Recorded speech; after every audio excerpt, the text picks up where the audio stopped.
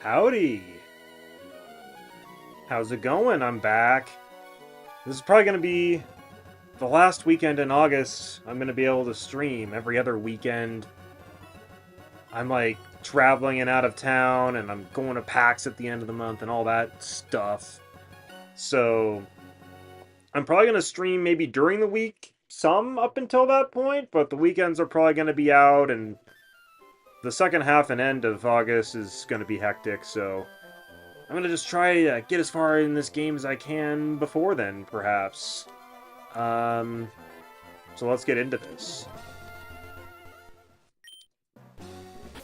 Alright, so last time I said we were going to go surf around and have a faff, but we never really did. We just kind of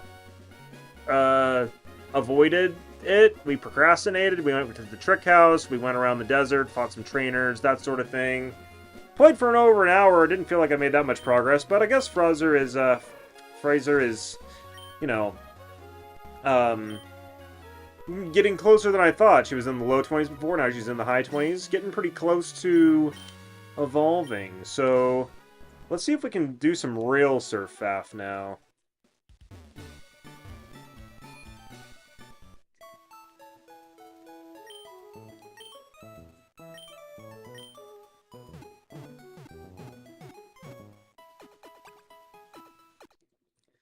I feel so silly for I don't know. I had a really busy week. I had people in town for work and all that sort of thing, so my brain was just totally melted. I'm like, oh yeah, let's go to the abandoned ship and get Ice Beam, and then I got Ice Beam and then didn't do anything with it because I got so flabbergasted that I'm like, oh no, I have 2 Pokemon I can teach it to, what should I do? But yeah, I think we're just going to level up, smooch him into Jinx, teach it Ice Punch, and then we'll be good to go. And then we'll probably teach Ice Beam to Ammonite when the time comes. We're just going to hold off a little bit until we need it, just in case, I want to teach it to Jinx, but we can always get another, it's not that big a deal. The last bit of preamble is, I'm on call for work, I'm like a software engineer, and, you know, servers in the cloud, shit goes wrong, and, you know, shit's likely to go wrong this weekend for whatever reason. So, if the stream ends abruptly, because I have to go, take care of stuff, then that might happen. So, we might have a 5-minute stream on our hands, boys. Otherwise, it might be a long stream. Who knows? Exhaustion is known to sneak up on me. I'm a tired boy. Okay. Here is what I want to do. Let's actually do the surf faff. We're gonna surf around. We're gonna fight these trainers. We're gonna do some swap training if we have to on Smoochum and get our Jinx, and Fraser's gonna be a big girl. Maybe someday I'll settle on a pronunciation. I can't swim without my inner tube, but I won't lose at Pokemon. What a compensation you have, Carmen. Tuber Carmen. I feel like Meryl's pushed really hard in this game. Let's use Sweet Kiss, because these Meryls, they can use Rollout, and on Fraser here, just, you know, she can take the first low power one, but it adds up. So just getting a little bit of confusion on, I feel like helps a bunch.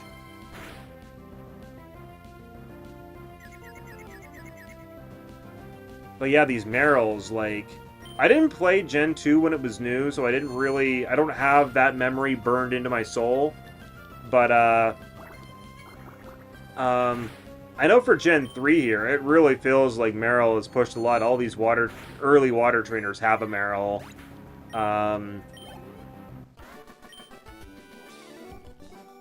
Did I lose because I have an inner tube? No, it's unrelated. It's unrelated. All these early trainers have Meryls, and, I don't know. I just have distinctive memories of Meryl, for whatever reason. And also, it's just very funny because there's like so many Merrills, but yet Merrill evolves really early at like level 14 or something ridiculously low. So like all these trainers could have a Azumarill, but they don't. I think it's just because they wanted to push Merrill as like they want you to see more Merrills than Azumarils. Gwen, with your Merrill, what a surprise! Should I bother with Sweet Kiss? Confusion was doing pretty good. Yeah, might as well.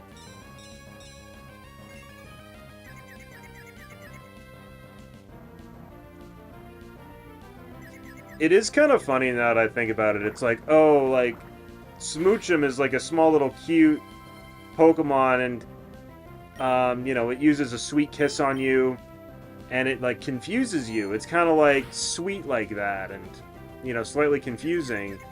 But then she evolves into Jinx, and Jinx is known for Lovely Kiss, and that one straight up knocks you flat.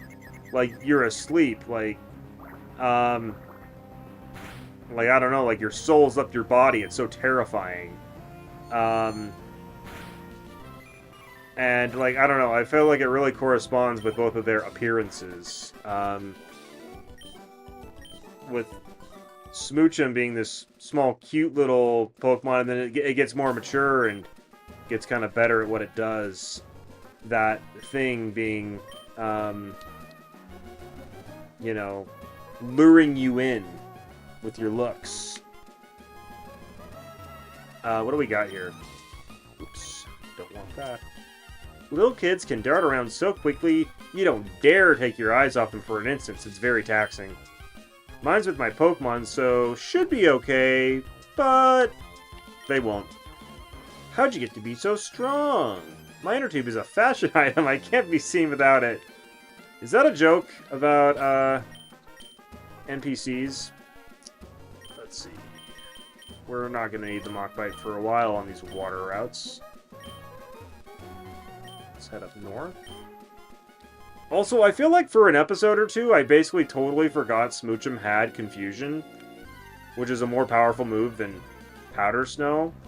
Because she just had Powder Snow for the longest time, and there were definitely opportunities for me to use Confusion, like against Roselia, when I could have been using Confusion, but I was using Powder Snow. Which Powder Snow was definitely giving us some freeze chances, which, you know, that's always fun. So if you just thought I was fishing for freezes, you know, you're not wrong. But also, I totally forgot. So, ooh, a high-level encounter? Oh, yeah. Now, the thing with Confusion, it's super effective on Tentacool, but Tentacle's got high special defense. So, like, on that high-level Tentacle, would it even be a 2-hit KO? Now, on this level 12er, I would really hope it would be a 1-hit KO. On the higher ones, it's like, I don't know. Hiya! Look at my chiseled abs. This is what you call cut.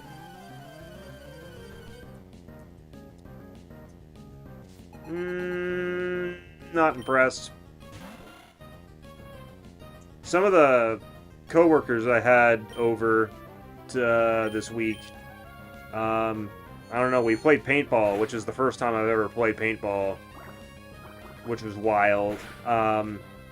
It wasn't as, like, you know, true to the horror stories that I heard in the past, where, oh, you come out and you're just covered in welts. You know, you wear a helmet, of course, and then you can optionally wear kind of a chest piece, and basically everything you get hit by is either going to hit that chest piece or the helmet. You might get hit in the arms or legs, but those don't hurt so bad. Like, you basically just don't want to get hit in your flabby parts. But there was, like, one or two, like, insane people playing paintball who not only didn't have their chest piece on, they didn't have a shirt on at all. They were just shirtless. And they were also, you know, really good, so they generally didn't get hit, but they were starting to get hit by the end of, like, 4 hours of paintball, and, you know, that was a little bit bloody. I would not want to be them. I will tell you that. But to be on the point, like, they had surprisingly chiseled abs. I never really thought of them as being that buff, per se. Hopefully they're not watching this, but it was surprising. I also just, like, I don't know, it just seems like so much work. But anyways, I'm breaking the mood of this couple on their beach. I wish you wouldn't disturb our precious time together. How romantic. Couple Mel and Paul. The trainer classes in Ruby and Sapphire they're just hilarious, man. They're just so funny. What do I want to do? Should I use Confusion on Dustox or Powder Snow on Beautyfly? I kind of feel like... Oh, well, Powder Snow hits them both, so I'll do that. And then I'll Sludge Bomb Beautyfly. We'll just, like, Focus Fire it. Oh, perfect.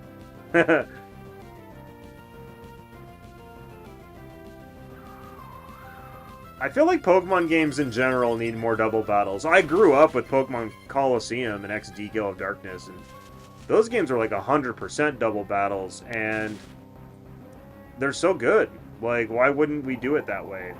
I get how you'd want to, like, ease people in with single battles to teach, like, the basic mechanics and all, but, like, I don't know.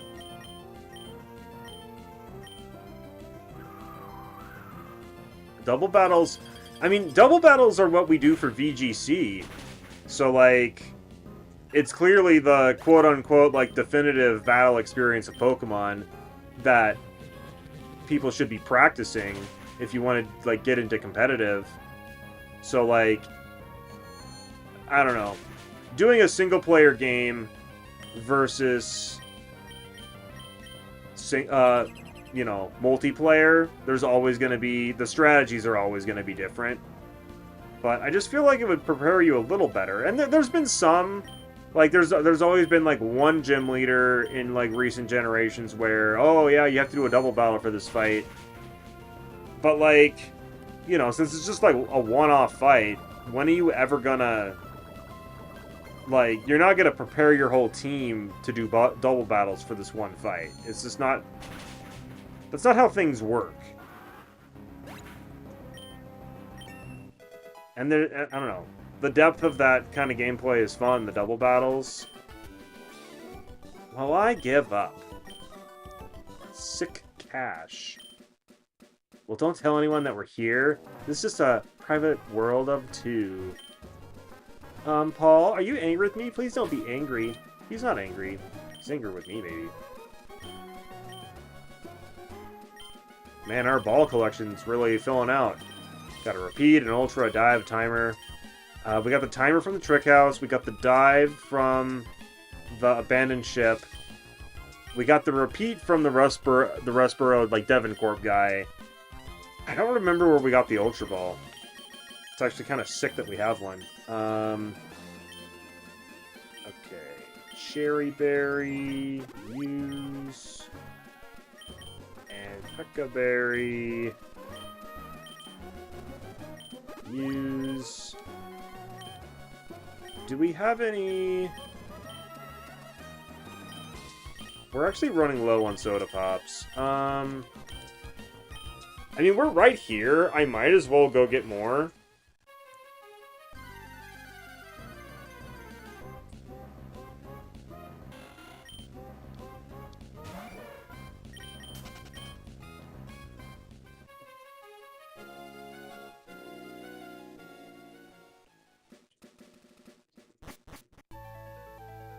Do I have to buy one at a time, or can I buy a dozen? Oh, our cash is actually getting up there. We can actually afford another Ice Beam technically right now.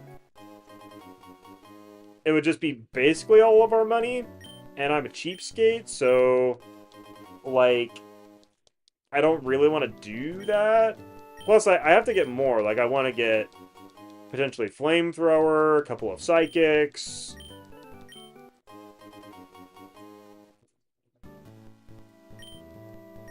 Man, they really make you buy one at a time like it's a freaking vending machine. Well, I'm just gonna mash A, and I can just sit here and have a chat with you guys. I don't know what about. If I had anything to talk about, you'd think I would, like, stream. You know, those streamers, they're just professional talkers of themselves, you know? Speaking of which, since I've kind of started streaming, I've found myself being kind of more loose-lipped in conversations, like, I don't know, slightly better on the social aspect.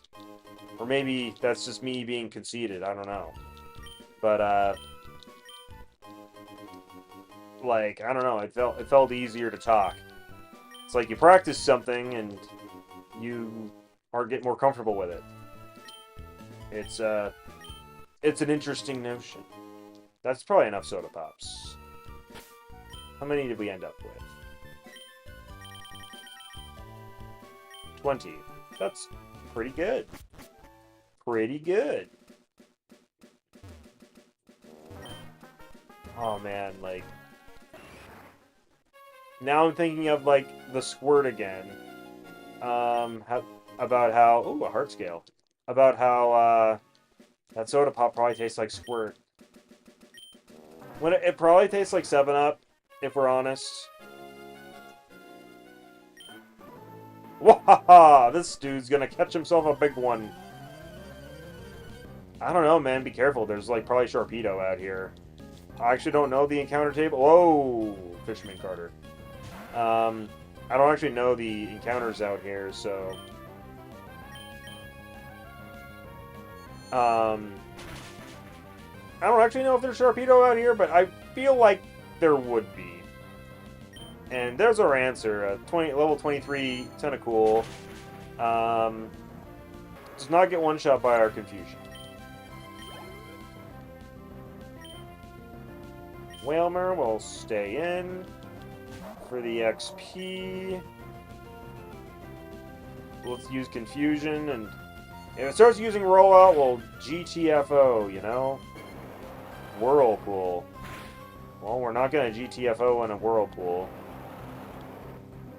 We're just going to have to win.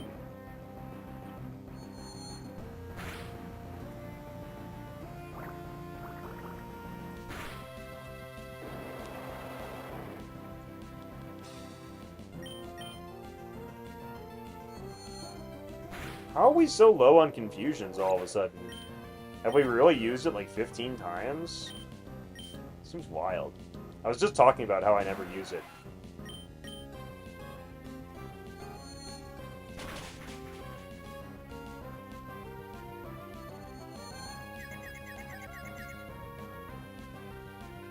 Okay, I'm kind of low on HP, so I'm going to take the opportunity to Yellow Flute.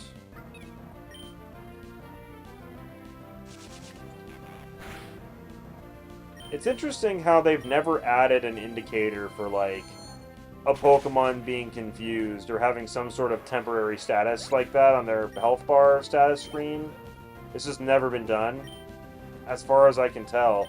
Even in, like, the more recent generations, where they show you a lot more information by hitting a button, like, you know, how many turns of rain are left, what are your stat stages looking like, all this stuff, like... I don't think there's any indicators for confusion and infatuation to this day.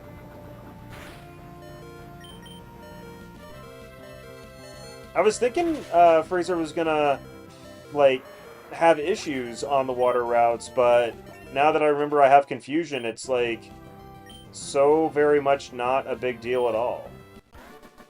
We're just one level off. Am I really low on PP? Yeah. Well, that explains that. I'm fine. I have no qualms about running back to Pokemon Centers.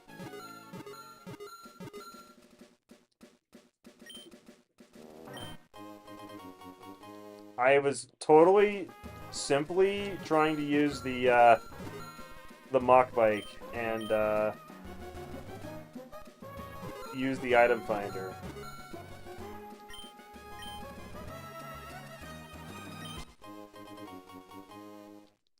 Man, hard skills, we actually need those, so, like, this is great news, really.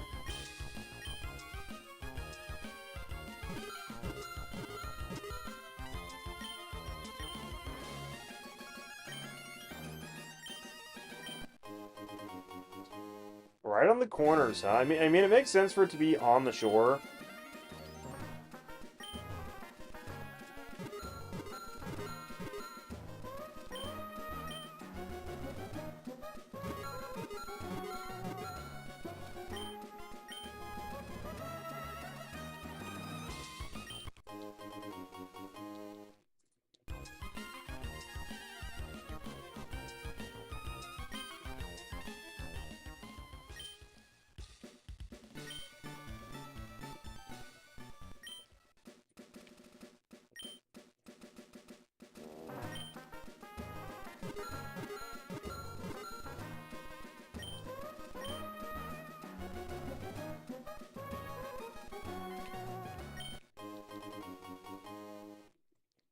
Great ball on the beach towel.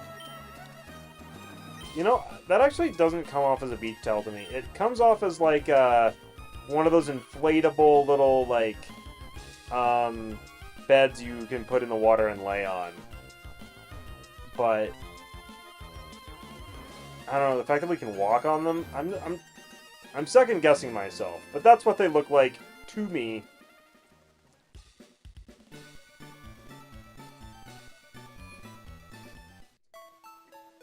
And while we're here, since items are such a thing in this game, let's deposit some.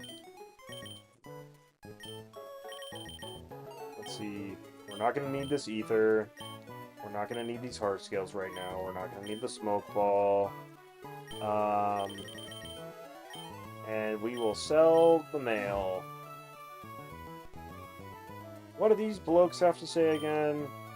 Tip for battling, raise different kinds of Pokemon, balance mana. Yes, yes, yes. I'm actually doing that on this playthrough. I like to do that. It makes the game more fun to not have just one or two over-leveled Pokemon. I trade Pokemon with my friends. If I trade Pokemon's holding on, it makes me twice as happy. A friend was actually telling me about a game I should play. I believe it's like a ROM hack with Fire Red as the base. And it's like a really supposedly interesting,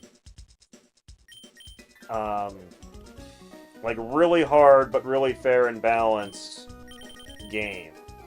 And I've actually never, come to think of it, I have never played a like ROM hack Pokemon game. I've seen plenty of them played, and they seem really fun, but like I've just never played anything non-official really. I've always just stayed on the main hardware to keep everything, like, I don't know. I've been one who's been like always wanted to take my Pokemon and like, you know, bring them to the next generation and all that sort of thing. So, the notion of like, oh, I'm gonna like play a game and everything's on there is disposable to me, like, you know, perish the thought. I can't believe I walked all the way to the Pokemon Center and just went to the PC and used items and heal. It's a little crazy, actually.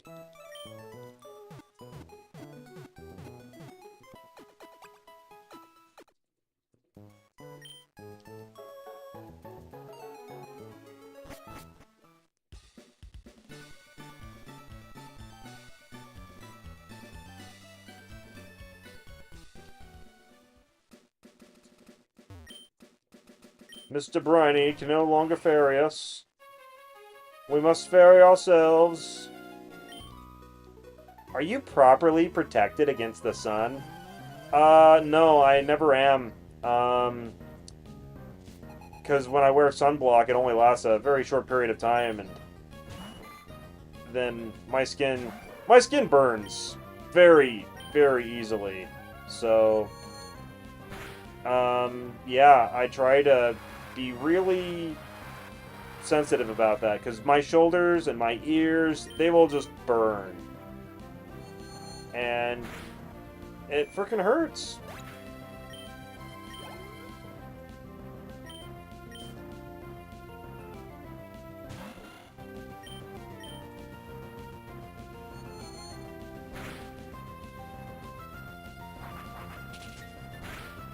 So I guess to answer your question, I forget the name of this swimmer's name.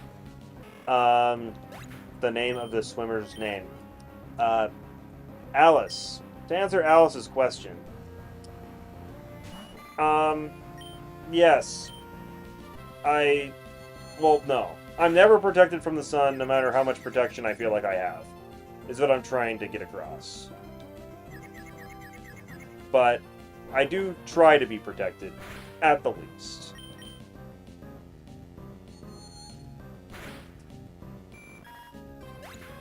Man, it's really convenient for me that Goldeen is such a kind of crappy Pokemon. Ouch, ouch, ouch, ouch, ouch. Yeah, that's me with a sunburn. Cheeks are the most prone to burning.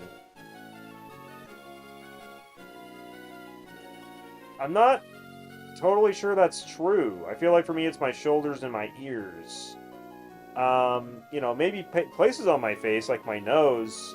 I feel like my nose definitely burns. My cheeks might burn a little bit. But yeah. I mean, I guess if you have your bare butt exposed, those cheeks might burn. I always found it weird as a kid how it's like you'll have an item that's visible, and the item finder won't find it. It like exclusively finds items that you can't see.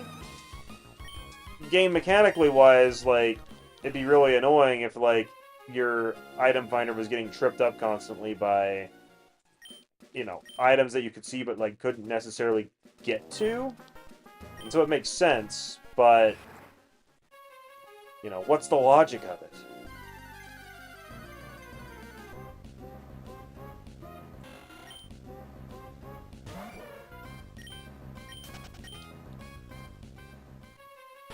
Also, I just had a random thought. And that random thought is I wanted to look at my shiny because he's cool. Oh man, he so looks like moldy bread. He's fantastic. Okay, so I went to there, I fought her, I got that. Now we're here. Corner's there. Also, it is just crazy how in this game, like, when I played it, oh, I can't escape. When I played this as a kid, it's just like, you know, the world feels so incredibly open, and you can go anywhere. But then you kind of come up against these walls, and, like, you don't realize how constrained you really all are. And, you know, you never... You can play this whole game without ever necessarily realizing how constrained you are. Like, even when you go around the boundaries, it ends up feeling big because you can't see it all at once. But then you, like, look up a guide and see the map, and you're like, oh yeah, this map actually really isn't that big. Sody Pop.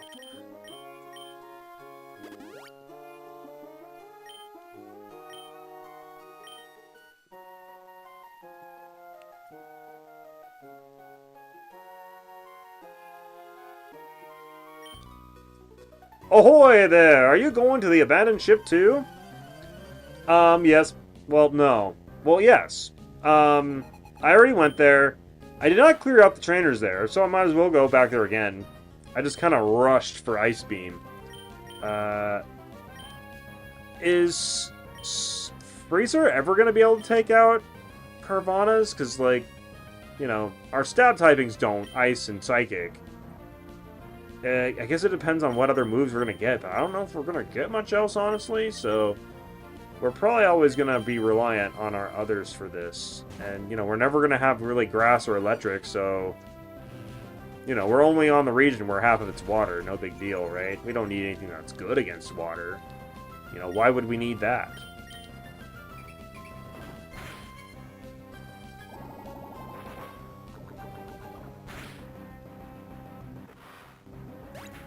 Man, it's so nice that Carvana has such low defense.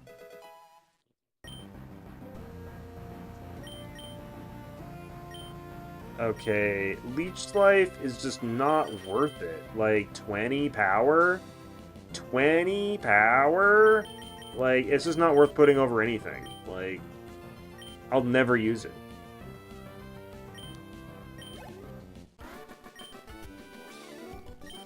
I'm sinking! Blah, blah, blah, blah, blah. Don't pretend like you're dying.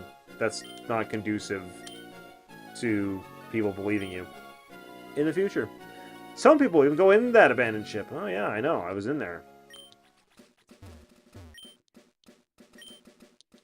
Jumpster. Man, this route is actually pretty dang narrow.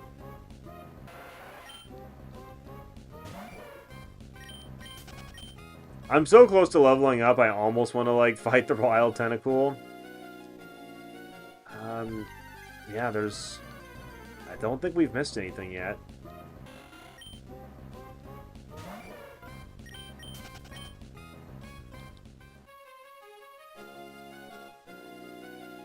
I was trying to calculate, like... So because I had my... Oh, sorry, here we go. I love the sea. I forget all my worries when I swim. That's a pretty good outlook to have, like, to not really worry about stuff, Missy, when you are doing something you enjoy. That's, like, the way to live.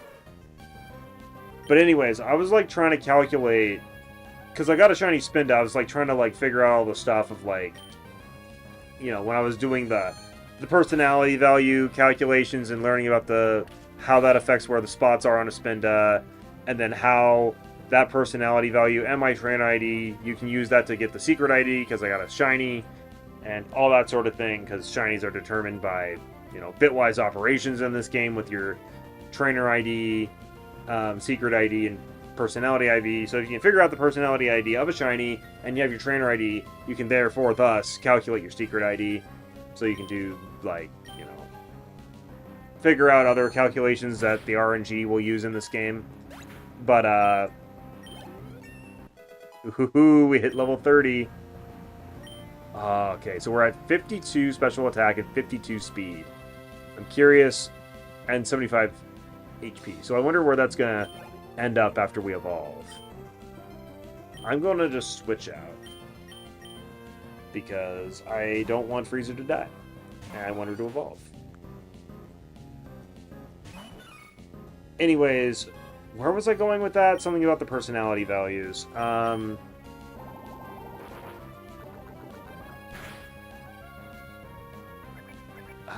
Let's see. I know I was like... I learned, like, you know, they definitely affect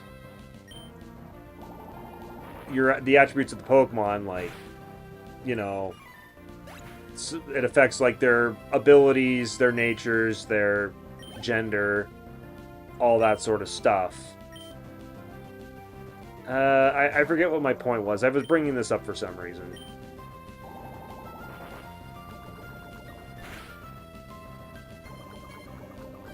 Man, Sludge Bomb is just so strong.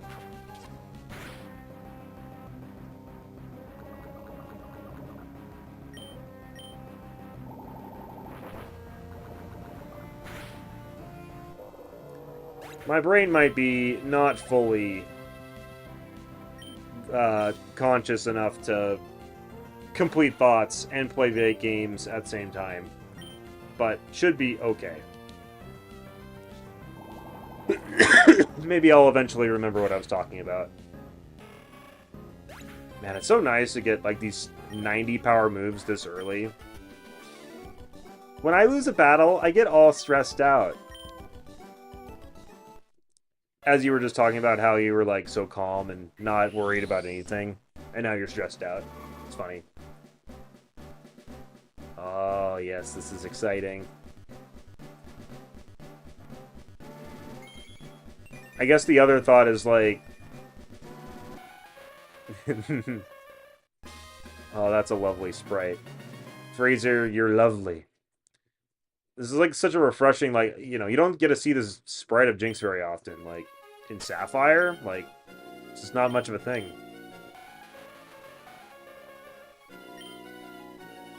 Okay, so we were at 52 special attack and 52 speed. Now we're at 68 special attack, 70 speed. 75 HP went to 87. defense actually went up a bit too. We actually have higher defense than our level now. So we might actually be able to survive stuff. It's just overall fantastic news. So we're at the trainer right before the abandoned ship. Let's go turn in our heart scales right away.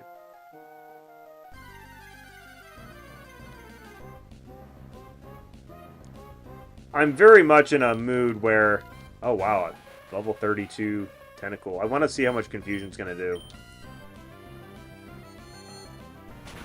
Man, the arm kind of pushed back, like that really powerful pose. That's awesome looking.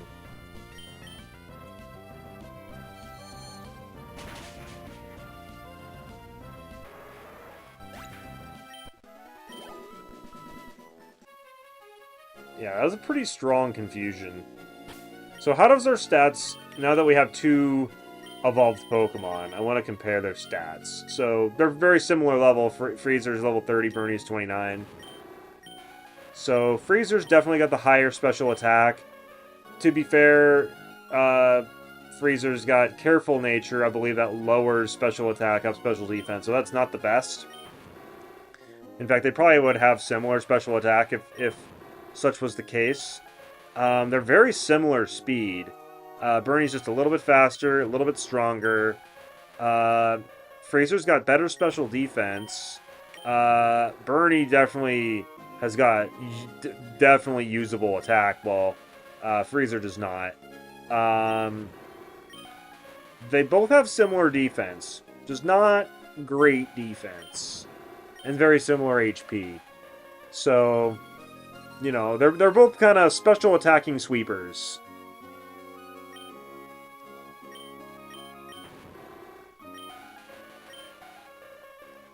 Very fun.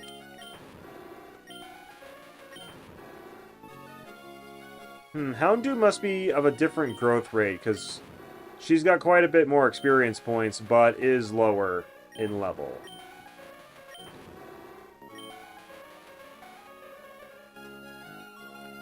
I mean, it's not a huge amount, but it's definitely like maybe a level and a half worth.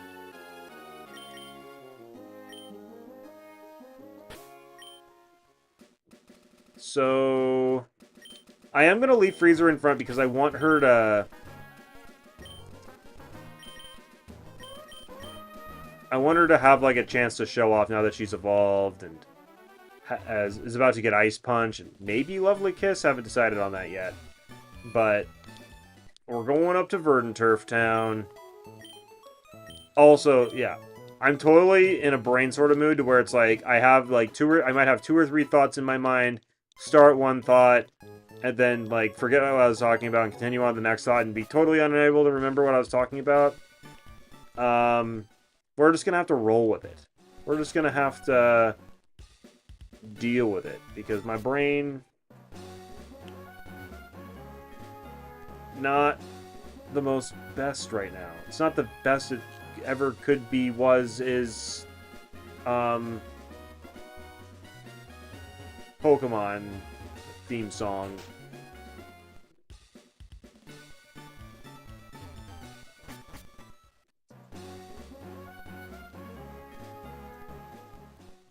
Okie dokie.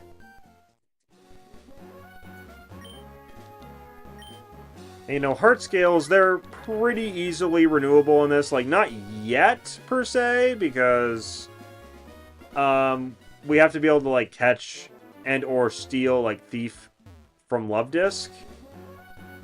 And we'll get our free Raz for the day. Oh, never mind.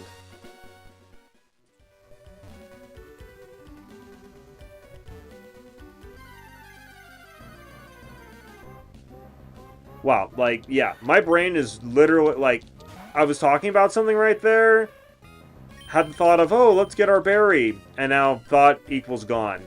Like, it's a little ridiculous.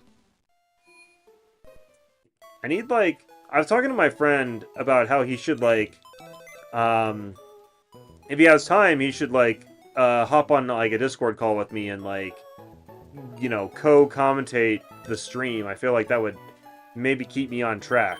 Or, knowing him, actually, we might both have the same issue and then multiply the problem. But, you know, it's fun. It's fun either way. So, what was I doing? I was coming here to use a hard scale. Right, hard scale. I need to get them out of the PC. Right, I was talking about catching Love Disc.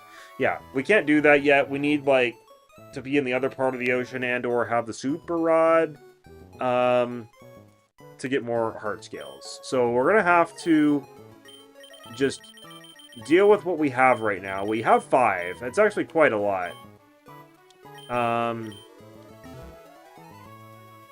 Like, it's probably more than we need already, honestly. But there's probably quite a few things I want to do with that.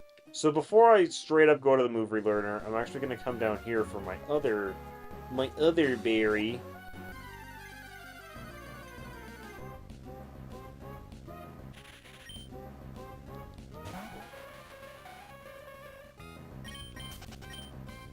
Man, Freezer, you have such a long cry. Blookberry. I've definitely been slacking my berry planting because I just, like... I kind of want to just have, like, an easy place to go. Like, you know, I don't have Fly yet, so it's hard to, like super easily throughout the day, like, go and harvest berries. I might do that again once I get Fly, and or just a good spot to plant a bunch of berries without having to travel everywhere. But, because berries are so useful. Okay, so let's go ahead and save the game. Ooh, we've surpassed 24 hours. Wasted a whole day of my life playing this game, if you would ask some people. I am the move tutor. I know all the moves that every Pokemon learn, every one of them, and I can teach Pokemon those moves. I can teach a move to your Pokemon of yours if you'd like. Man, when I heard this as a kid, like, he universally proclaims he knows every single Pokemon move and he can teach it to my Pokemon. I'm like, wow, the game's over right now. I can, like, regardless of my Pokemon's level, I can teach my Pokemon any move. You know, little did I know that it's like, oh, Pokemon can only learn a certain, like, learn set of moves. You can't just be like, you know, teach some ultra amazing move that I don't know even exists to my Pokemon already. It's like, oh, it's just a way to teach the moves that they have forgotten. That's a little, like, compared to teaching any move in the world to any of your Pokemon, it's a little bit of a letdown. A little bit of a letdown. Okay, so we got Pound. We got Lovely Kiss. Demands a kiss with a scary face that induces sleep. We got Double Slap. We got Ice Punch. An icy punch that may freeze the foe. And that's it. So, you know, level 25 Smoochum. We passed up learning Sing, and not an option in here. We're in Gen 3. You gotta plan your life in advance and live by it. So, let's go ahead and teach Ice Punch.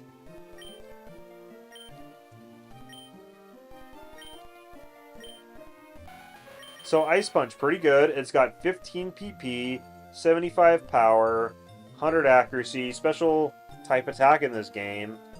So, like, you know, decent amount of PP still. And it's significantly more powerful than Powder Snow. It's nearly twice the power. You know, given it's not the 90 power of Ice Beam, but also it's got 5 more PP. So I think for now, I'm trying to think. So I could put it over Lick, or I could put it over Powder Snow. That's kind of my options. If I put it over Lick, then I have 2 ice moves, which in combination is a lot of PP. Not going to be running out of PP. And in fact, like, you know, more PP for moves that can freeze opponents. pretty good. So why would I ever want Lick? It's like a 20 power move that goes off a physical attack. Like, why would I ever want that? Well, it's got a 30% chance to paralyze, which is pretty good, and it's the only way I can paralyze opponents right now. I think I'm about to talk myself out of it, though, because Venonat's going to learn Stun Spore here pretty soon. So Lick is looking a little worthless. Just a wee bit worthless. But then here's another thought. Do I want to teach Lovely Kiss right now? Lovely Kiss is pretty good. Puts the opponent to sleep. I could put that over Sweet Kiss.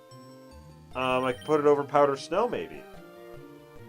Or Lick, like whichever one that I'm not putting Ice Punch over, essentially. Lots of things to consider. I'm going to look up my thing here. I'm going to look up Jinx. And yes, Lick and Powder Snow are both moves on the relearn list, I believe. So we can totally overwrite both of them and get them back if need be. So, but I cannot get Sweet Kiss back. Sweet Kiss was a Smoochum move. Cannot get that back. So if we get rid of Sweet Kiss, it's gone. In fact, I think if we get rid of Confusion, it's gone.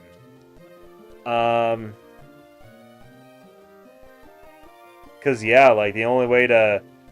Like, that's another thing. Like, we missed out on Psychic. We had to keep Smoochum a Smoochum until, like, level 40-something. So, I didn't want to do that.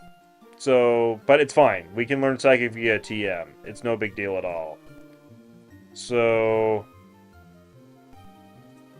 I'm just looking at Jinx's Learn set right now, just to kind of figure out, like, what I want to end up with. I want to end up with, obviously, a powerful Ice move. Like, Ice Beam, ideally. Ice Punch is perfectly fine. Probably Psychic, just so I can have Stab. Lovely Kiss is decent. But we're going to have access to Sleep Powder through Venomoth as well. And, you know, they're about equal. Like, they're both 75 accuracy, I think. And when you become Venomoth, you lose Compound Eyes, so no accuracy buff. Other moves that Jinx gets. Gets Mean Look. Fake Tears. Fake Tears is interesting. It's not buffing ourselves, which is unfortunate. So, like, that makes it a little harder to recommend. Because it's like, I feel like Jinx is so powerful, it's like... Probably going to be able to take things out in 2 moves anyway, so, like, using Fake Tears then to kill it in 1 move, like... seems like a bit of a waste, because then they're going to send in the next Pokemon, and then... You know, your Fake Tears didn't help you, like, set up a sweep, per se. We also have Body Slam to work off of. Which... Body Slam essentially is better Lick. Well, yeah, it's better Lick. It's, like... Has the chance to paralyze. Same percent chance of 30... and is more powerful. Only downside is that it's a normal type move, so it can't hit ghosts, while Lick can hit ghosts. So... And I mean, the power difference on a Jinx probably doesn't really matter, because... Like, it's a Jinx. Its attack stat's not very good. And then we got Parasong. Parasong's very interesting in, like... single player. It's like kind of the only way you're gonna force trainers to swap out. Like you can obviously use Roar to make trainers switch out, but like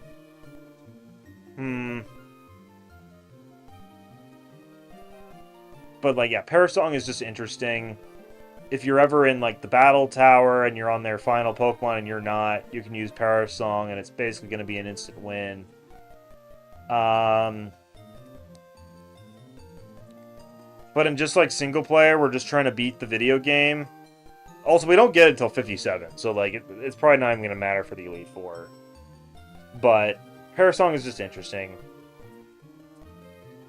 If you're fighting a gym leader or something, like you'll use it and they're going to have to switch out, and they generally will, I think. And then Blizzard. Just a little too inaccurate for my tastes. And then checking Smoochum. Yeah, like the only thing we missed out on by leveling up early was getting Psychic at level 45. Not anywhere close. That essentially replaces what Jinx gets, Body Slam.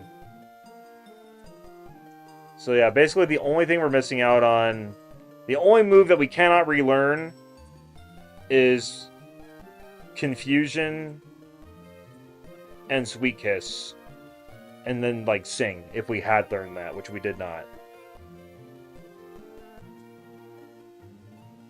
So, really, we can get rid of either of these and it's totally fine. I'm going to get rid of Lick, because I don't think Jinx is ever going to have time to, like, screw around with using Lick to try to paralyze the opponent. I just don't think it's going to be a thing.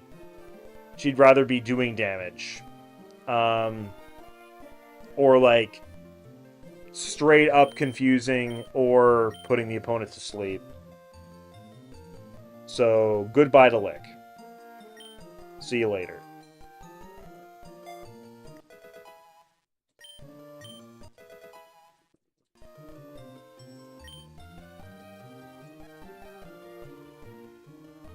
And with that, I think I'm actually going to teach Lovely Kiss as well.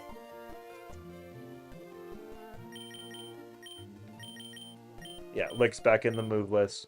Okay, let's go ahead and teach Lovely Kiss. I'm going to put that over Powder Snow.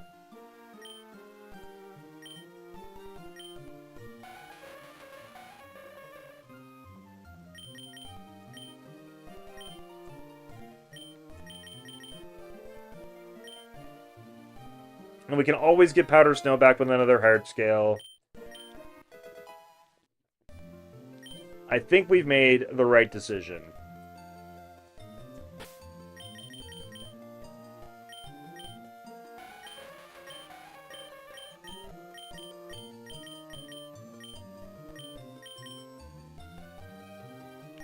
We might get rid of Sweet Kiss one day.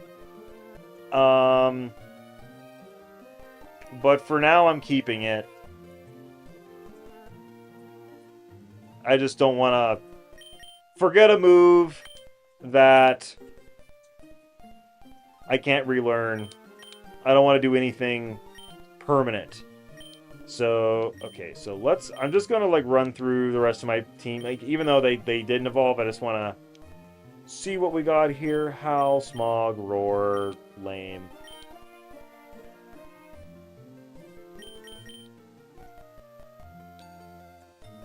Sand Attack, Fury Attack, Knockoff, Fury Cutter, Lame.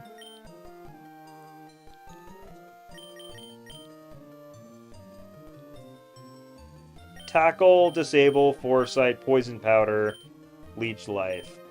You know, Poison Powder, theoretically, pretty good, but I wish I would have had it for catching my Spinda, not gonna lie. But, you know, now we have Lovely Kiss on Jinx. So, like, that's good stuff right there. Constrict, Withdraw, Water Gun. No need for Water Gun when you have Surf, that's for sure. And Rodeo Clown. Tackle. We're good, okay.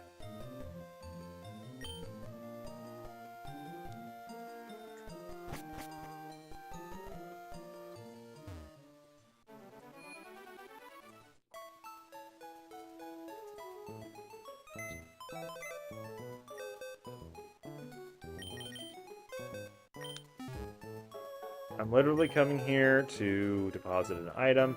Like, this is just something that I'm just not used to doing in Pokemon games anymore.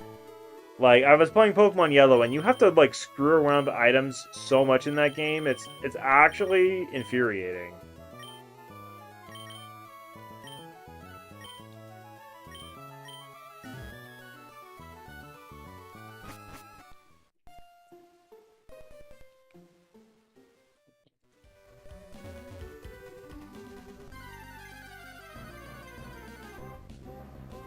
I'm trying to remember if I've ever played, like, an actual Gen 2, like, you know, straight Crystal on Game Boy Color or anything. Like, if I have, it would have been, like, Virtual Console on 3DS. I technically have Crystal there. I don't think I've played much of it. I know I've definitely seen, like, you know, in my early YouTube viewership days, I watched so many playthroughs of, like, original Crystal, Gold, and Silver, and all that. So I'm definitely familiar with it, but it's just like, have you ever watched so many games you can't remember if you played them or watched them? I don't know if that's sad to say or not, but I'm gonna show off some of these moves. Let's use Lovely Kiss.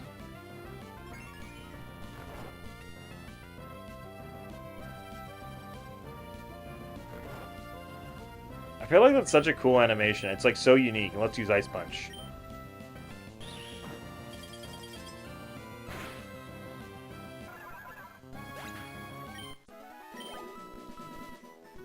If you want to EV train your special attack, Spindas are the way to go.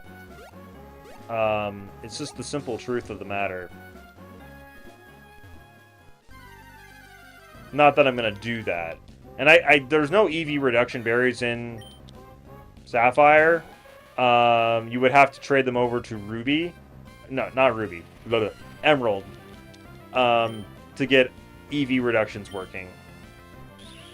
Speaking of Emerald, like, the fact that you can move tutor your Pokemon moves in that game to get, like, Ice Punch, Fire Punch, Thunder Punch, it's so freaking cool.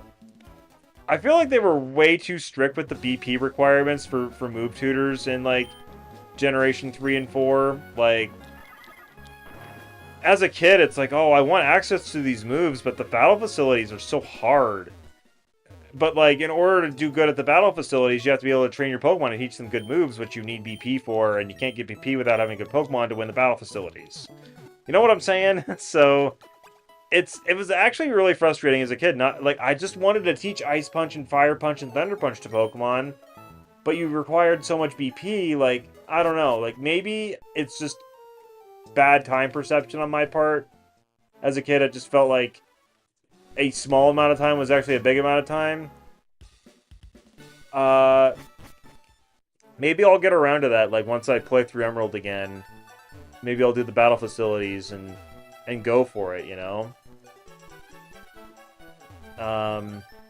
It sounds fun.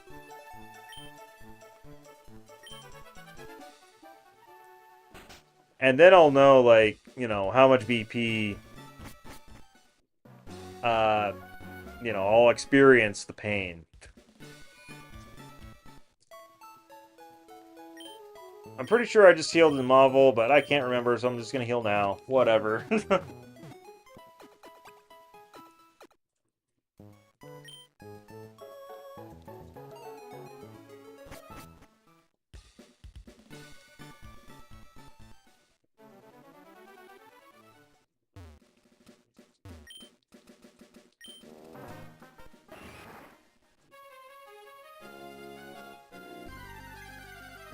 Because let's say something costs like 16 BP. I feel like you would only get like 1 BP for succeeding in like fighting 7 trainers.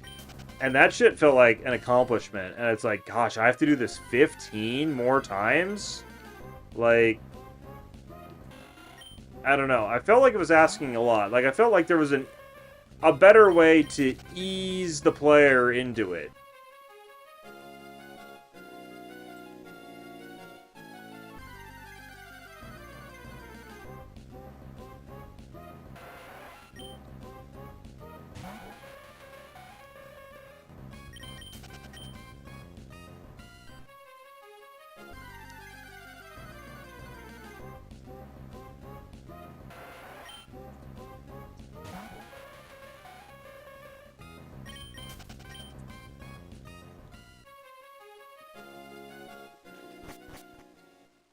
Okay, let's fight all the trainers that we skipped in here with our ice punching abilities.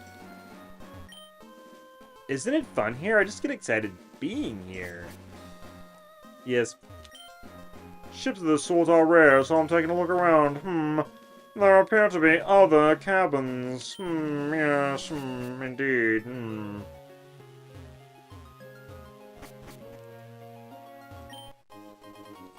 Harbor mail.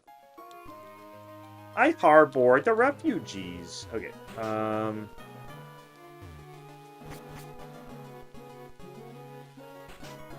I've been listening to these really cool remixes of some Gen 3 songs, and, like, they're in, like, the same sound fonts, and, like, I don't know if it's, like, possible to, like, play them on GBA hardware or anything, but, like, it sounds like they could. And somebody, like, the two tracks that I've been listening to is one of them is, like, a Wally battle theme, like, because Wally gets his own battle theme in Omega Ruby Alpha Sapphire. And it's, like, a pretty cool theme, really, and so they, like, you know, demade it to sound like the original, and it kind of goes off the champion theme and kind of goes into, like, the da-na-na-na-na-na-na-na-na, and it just sounds really good. Like, if they had put that in the original game, I would have loved it, or I would have believed it would have been there. It's pretty fitting. And then the other theme is, like, a Latios Latias theme. So, like, it starts off like the normal battle theme. As you know, when you run into Latios Latias in this game, like, their roamers is just like any other wild Pokemon. It just uses the wild Pokemon battle theme. So, kind of this theme they made up. It starts off like a normal battle theme, like the intro's all the same and all that. But then it quickly kind of goes into, like a more upbeat battle version of, like, the abandoned ship theme, because apparently, like, this theme is what is used at the, you know, Southern Island or whatever the event is when you get the Eon ticket to go visit Latios Latias. It's like that same theme, and so it's sort of like their theme, and so it's just, like, so good. And yeah, it's really amazing. Since I'm talking about it so much, let me look up the name of the channel real quick. Zame, just Z-A-M-E. Just look for Zame Battle Latios Latias GBA Remix Pokemon Ruby Sapphire Emerald, and you'll probably find that the other one is Zame Battle Rival Wally GBA Remix Pokemon Ruby Sapphire Emerald. Really good stuff. Ugh, I'm getting queasy just being aboard this ship. It's not even moving. Poor man. We'll be back to this abandoned ship eventually once we have dive. Oops. It's funny, you can use the Mach Bike in here. I wouldn't have thought.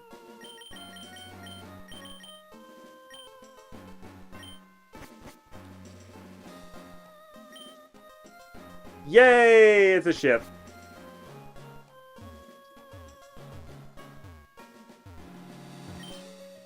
This is a perfect place to go exploring. It's exciting here. I bet there's amazing treasures on board.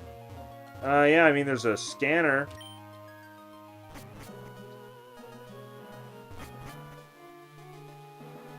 So is this kid literally, like, the only trainer here, and that sailor, and then I, like, fought him on the first trip? No, I haven't fought these people. And it's funny because, like, there are so many double battle trainers in this game. Like, there's the senior and junior trainers, there's the twins, and you would think the couple would be a double battle too, but, well, actually, I guess they are. I'm going crazy. I literally fought one of these earlier today and forgot that they're a double battle. But they are. Maybe I was thinking of... I don't know what I was thinking of. In Fire Red Leaf Green, there's, like, a couple on the route, like, between Vermilion and Saffron. I I'm trying to remember if they made that a double battle in Fire Red Leaf Green. I don't think they did. I think you literally just fight them one at a time. Okay, so here's one downside. We don't have Powder Stone anymore, so we're not going to be able to hit them both. So let's just pick one.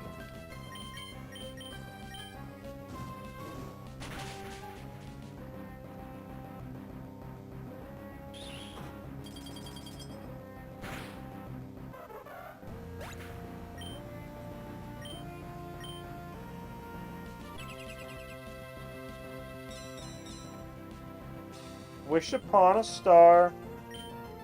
Okay, I kind of just want to see how much Ice Punch is going to do on its own. I mean, probably similar to Ember, right? Because Ember is weaker, but super effective. Yeah, it's about the same.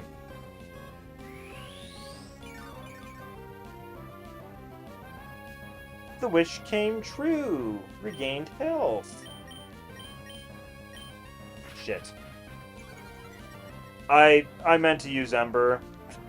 Not gonna lie, that was a major bumble. Oh well, at least it's confused.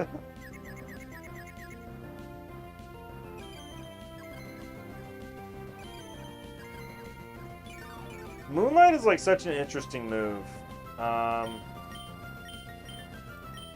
fact that, oh wow, and then Ember lets me target. Oh, because I can technically target my own Pokemon. I guess you can't use Leer on your own Pokemon, because I guess Leer hits both opponents.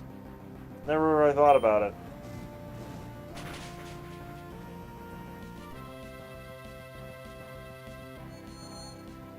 But yeah, Moonlight. It only has 5 PP. It restores half your HP like Recover. But it's affected by the weather, so like it does more in the sunshine and then less in the rain.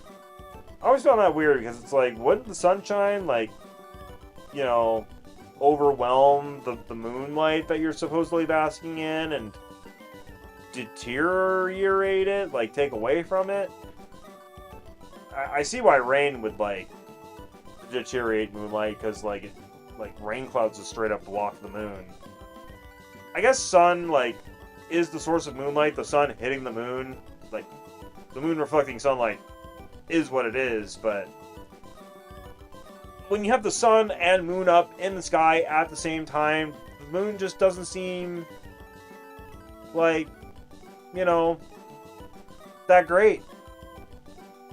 Oh wow, you're strong. Oh yes, I am. I'm very strong. I wonder where the treasures are hidden. I already know what I'm gonna buy when I find them. It's not really the right mindset to have, lady. We can't find any treasures. I wonder if someone got them already. So everybody's here looking for treasure, man.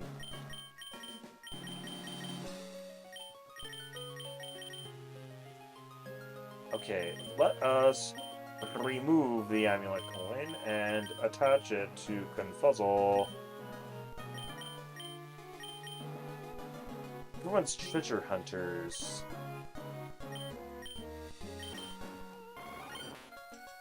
Okay, yeah, if we can get Confuzzle evolved today, that would be really rad. And Confuzzle's got Sludge Bomb.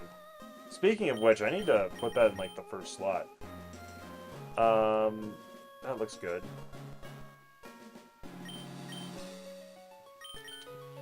I think Confuzzle's gonna learn Sunspore here pretty soon, so that'll be exciting.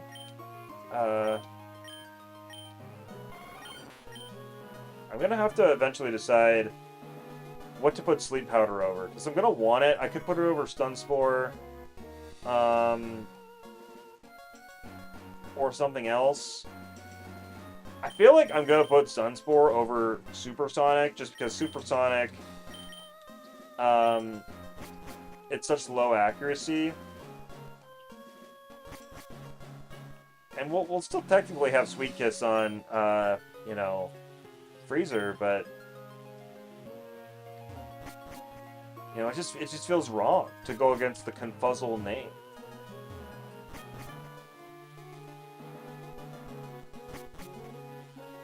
If we had access to Confuse Ray, I would keep that. And at least for the moment, we're still going to have Confusion move, so... Confusion... well, we're still going to be able to inflict Confusion, for one. But, we're going to sort of have a move called Confusion, so... You know, it still works. And we're probably not going to get Psychic for a while. My dream is to swim the world's 7 seas. Well, good for you, sir. Have you considered the Olympics? It's only 4 years from now. Because, I mean, the current ones end in like 2 days. So, I'd say you missed the boat on that.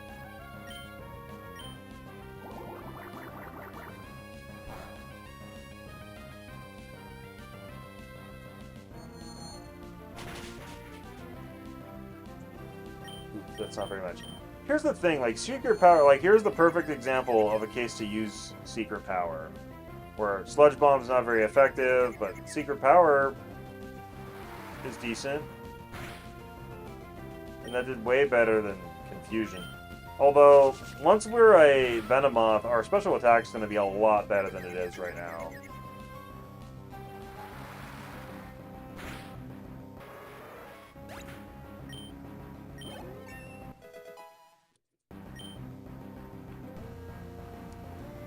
Yeah, look at these pitiful gains.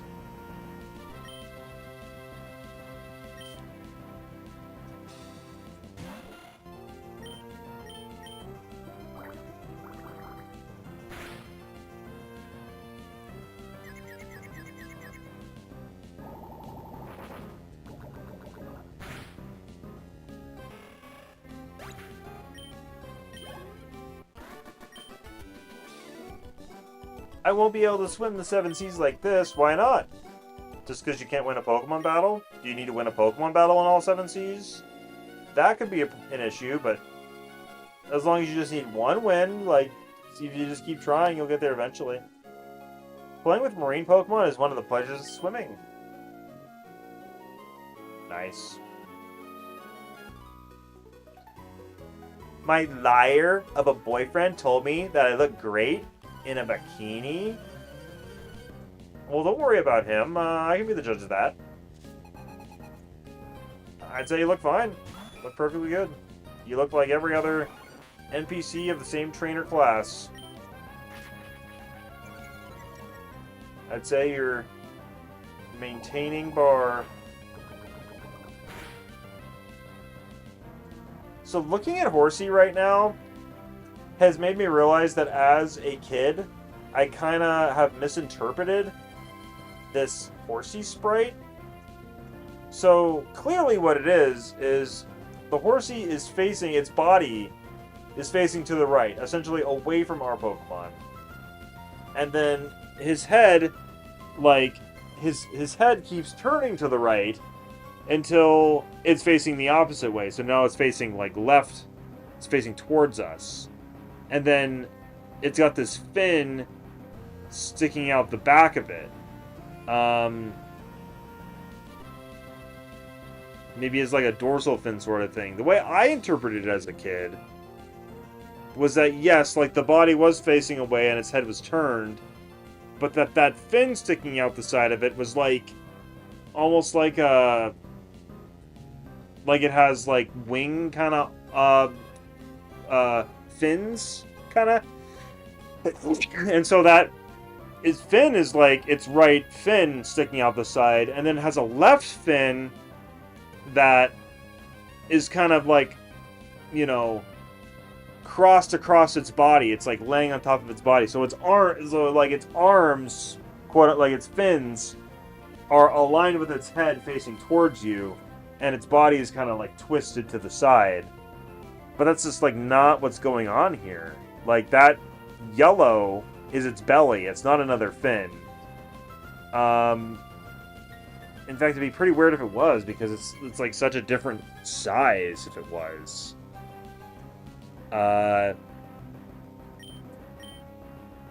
Like, I don't know, I'm kind of blowing my own mind here.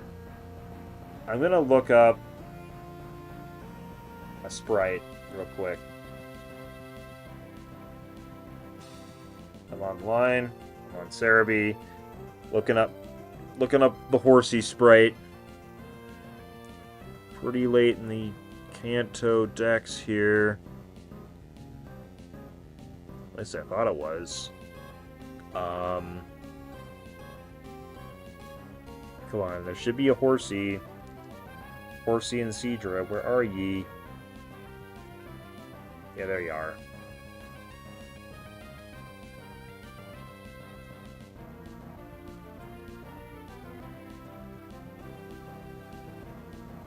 Yeah, I mean, that's just very clearly what's happening.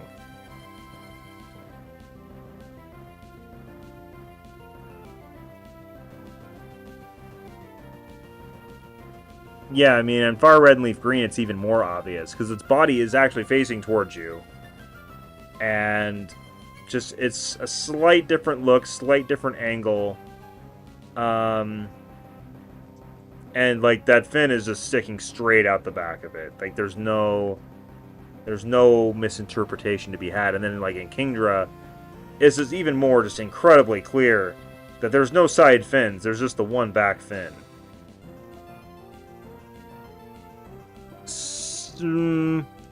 Seadra's a little less clear. Like, I could think how there's two back fins in that, because it's got all these pokey bits.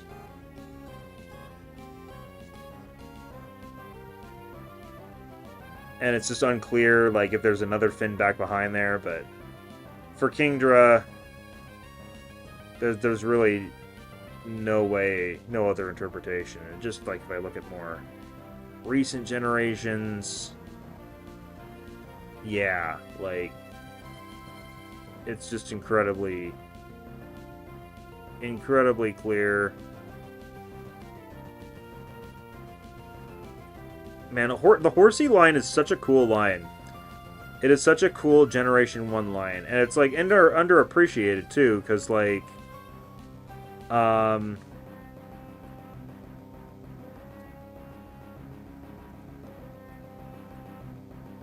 because it's like, you know, back in the day, it's like Zubat and Golbat, right? Where it's not very good. And, like, at least with Zubat is shoved in your face, and eventually Golbat is too. Like, there's not very many trainers that fight you with a Seadra.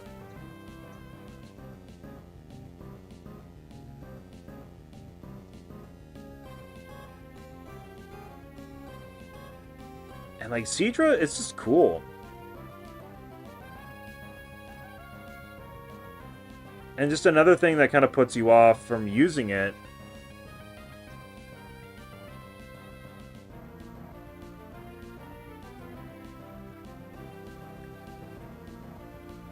is the fact that, you know, you have to eventually do the trade with Dragon Scale thing.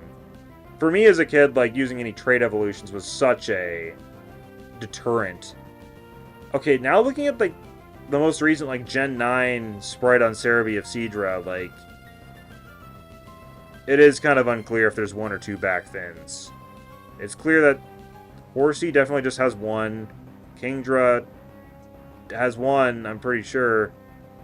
I don't know, like, this just proves that I need to use this Pokemon more. Anyways, I've just been staring at this Horsey for a while, just gabbing.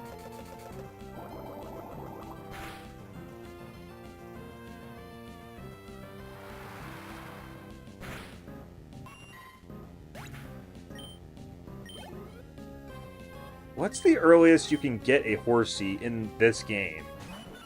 Like, you probably need to get, at least a Great Rod, right?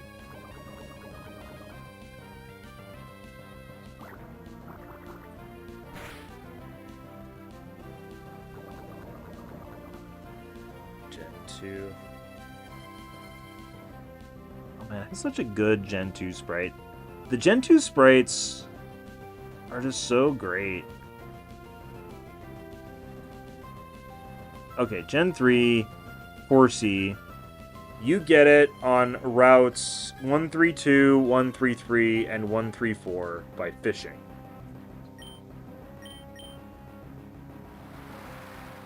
Which, yeah, that's not where we are.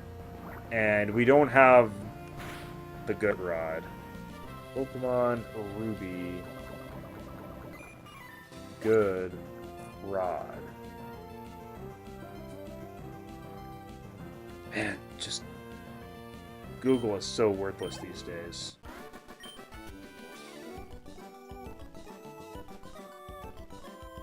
Okay, we can get the good rod, like, anytime, basically. Like, now that we have Surf, it's literally just, like, gonna be the first guy, like, when we go on actual progress and start heading east of Mauville, it's gonna be, like, the first guy to talk to.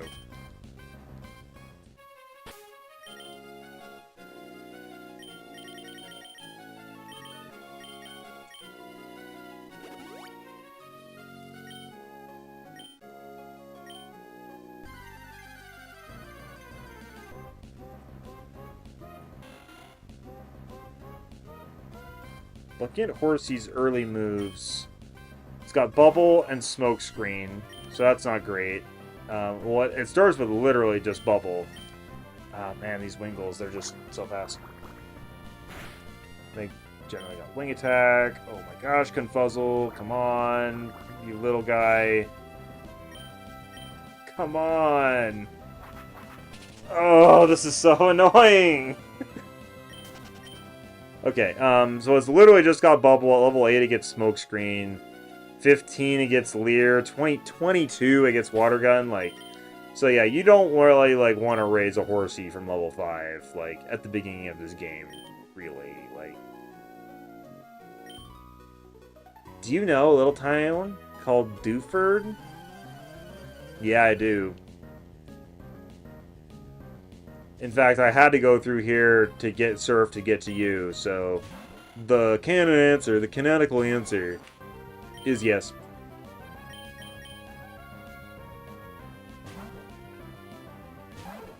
But then, yeah, gosh, like, Horsey evolves to 32, so it'll learn Twister, which is like a baby dragon move. It's like the water gun of dragon moves.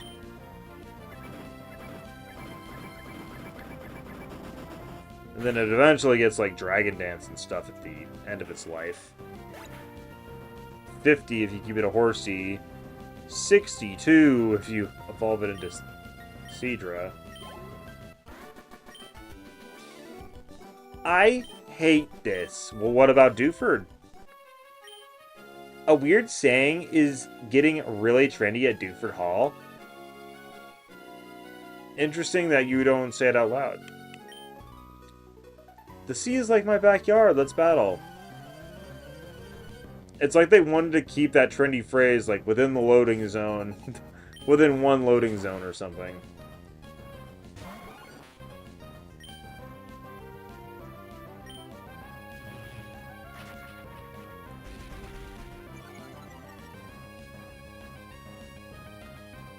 Yeah, Seadra doesn't have amazing stats. Gosh, Horsey's stats are honestly different than I was expecting. Like, its defense is 70. That's a lot better than I was expecting. Its HP is 30. Pitiful. And then its special defense, 25. That is horrendous. I just thought both of its defenses were bad in general. I didn't realize there was such a gap. I swim the seas with a heart full of dreams. It's a song, always. I'm swimming some more. Man, the people in Hoenn are just happy. Okay, let's sort of pop up.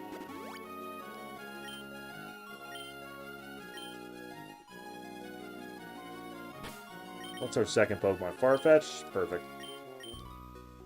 We challenge you as a sister and brother. There actually is quite a few double battles in Ruby and Sapphire. But, and, you know, they added even more of them in Emerald. I just kind of wish they were the default, honestly. Like, wild battles can be single, but, like, I feel like all trainer battles should be double. Okay, let's Sludge Bomb the Goldeen and return the Tentacool.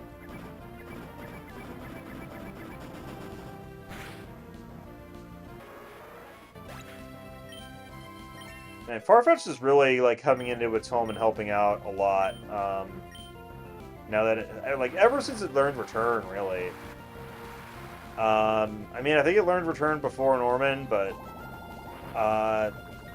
that's a little harder because you'd have to survive a slacking, you know? And that's asking a lot.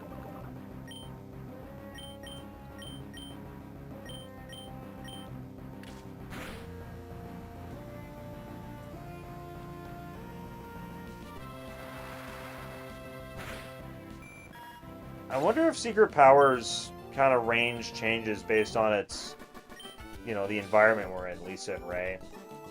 Because, like, that was Surf, and Surf hits both opponents, but it gave us the option, so, like, could you technically hit your partner with it? Because in Gen 3, Surf does not hit your partner, like later generations. Awesome, you're a different class of tough.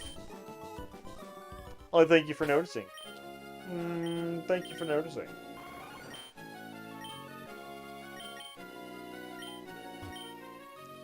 My sister gave me my Pokemon, I raised it, and now it's my important partner. Do you have any friends who would go to the beach with you? I do, in fact. I know I have a friend who moved himself closer to the beach to be able to go to the beach more. So, if anything, like, he's making me go to the beach. Whenever I go to visit him. I must have drifted off to sleep while I was drifting on the waves. Man, I can't imagine, like, going out in, like, an ocean or just big body of water and, like, falling asleep and then waking up and not knowing where I am. It just sounds terrifying.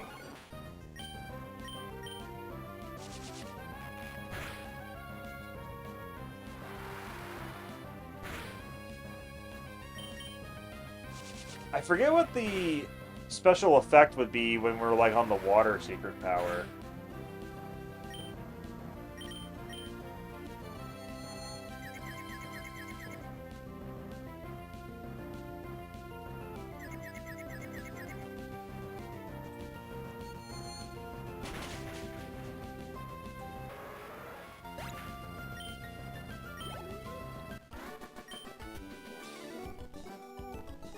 I lost. I'll take a snooze, I think. I feel like it's such a concept in these earlier Pokemon games, especially, like, even earlier than this, like Gen 1 with Psychic and all that, but still a little bit in this where there's all these kind of sound moves where it's just like, maybe this is like an early, like a 90s concept where it's like, oh, you can control people or things with your mind or with sound waves, and, it's like science we don't understand yet, but it's totally doable, and it's like, oh yeah, I'm going to shoot you with these sound waves like supersonic, because, like, we know, like, you can't hit a Pokemon in this game with that has soundproof with supersonic. It's not going to work, so they have to be able to hear it, and then that confuses them, like, but it's not like Screech. Like, to me, like, I think, like, my first thought's like, oh, supersonic is hitting you, and it's like just the noise is in your head and it's hurting you, and, like, you're, like, hitting yourself to make it stop. But, like, Screech kind of, like, implies that too, because you get hit by the loud sound of Screech, and, like, it makes you drop your guard because you're gonna, like, raise your hands to cover your ears. It's, like, so loud, so you're not, like, defending yourself with your arms. It's just kind of the same sort of concept as supersonic, but it's got to be different.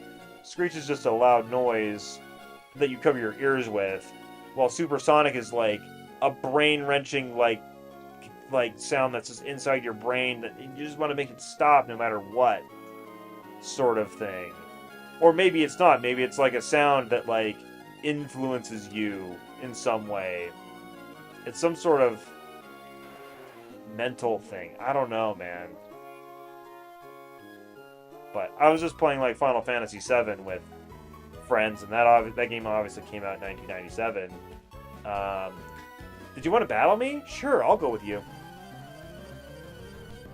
But yeah, just like a 90s concept, all that kind of fantasy stuff going on where it's like, there's genetic manipulation and there's, mind controlling people. And then in Gen 1 in particular, like, Psychic is such a crazy type, and it's just like, it's so good. They're just like in your mind and they're psychically damaging you, and there's nothing you can do about it.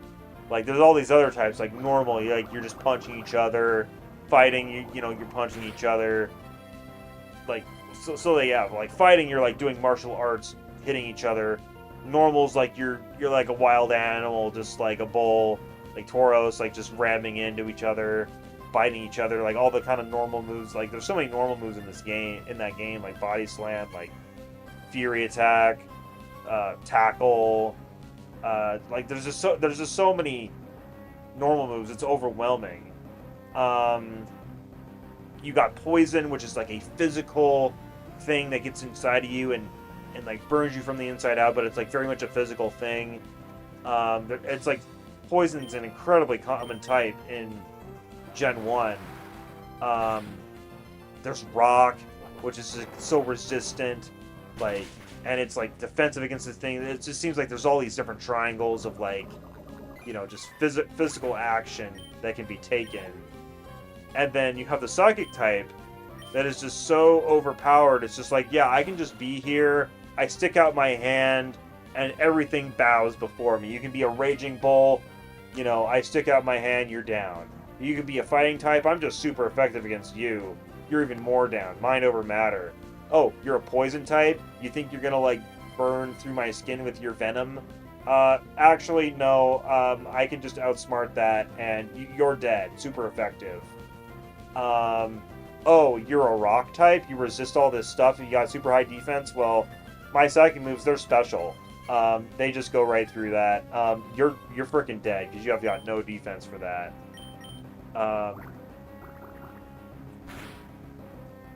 Like, it's just so... and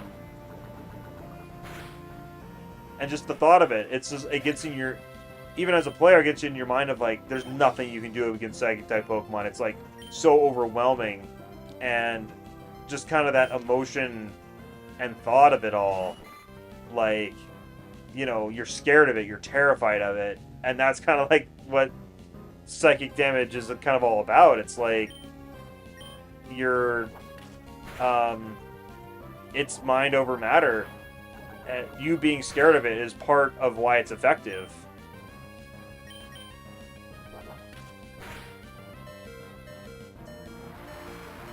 And then Gen 2 comes out, and it's like, well, actually, this is overpowered. We are gonna have Steel type. Steel type is so physically strong to where, like, you can't bend this steel with your mind. Okay, we got the Stun Spore here. I think Supersonic is the way to go. And I was looking at the moves earlier. We're actually going to learn Psybeam pretty quick too, which we're going to put over Confusion. So, Confuzzle, your name may be Legacy.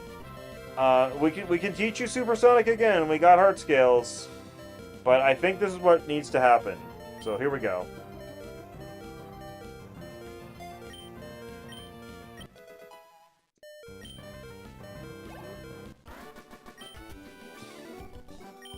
And then there's the Dark type, which, it's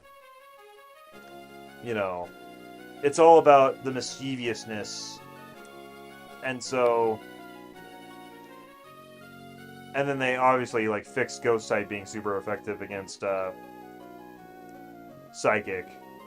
Where, like, the only Ghost move that could do typed damage anyways was Lick, so it was just a joke anyways. So it kind of completes the trifecta of, like, oh yeah, Psychic is weak to things that, like, are common phobias. Like, you're scared of bugs, you're scared of, the dark, you're scared of ghosts. Like, it just kind of makes sense. And I know the dark isn't, like, the dark, like walking into a dark room or the absence of light. It's the act of being mischievous and playing not fair and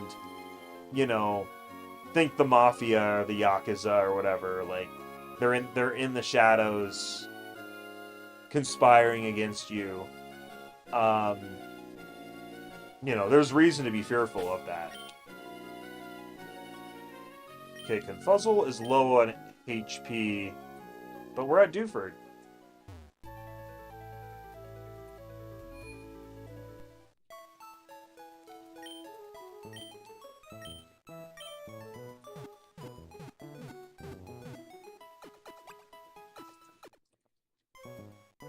I'm gonna check something real quick.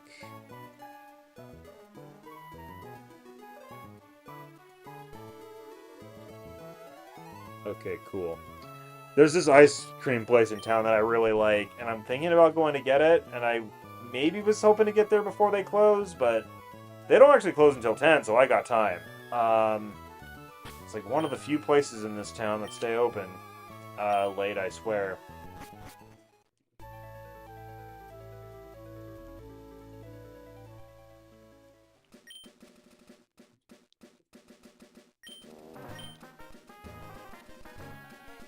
Press A to win. Okay, I'm gonna save, because I haven't saved in a little bit. Also, that work on call thing that I mentioned that I might have to leave for, word on the street is that bad shit's gonna happen at 9. So if I have to go at 9 abruptly, that would be why. But, you know, hopefully it doesn't come to that. Wingle, can I run from you? You're really annoying. You're really annoying. I can't give Confuzzle the smoke bomb because I need the amulet coin. And I'm right next to town, so I can just heal up anyways.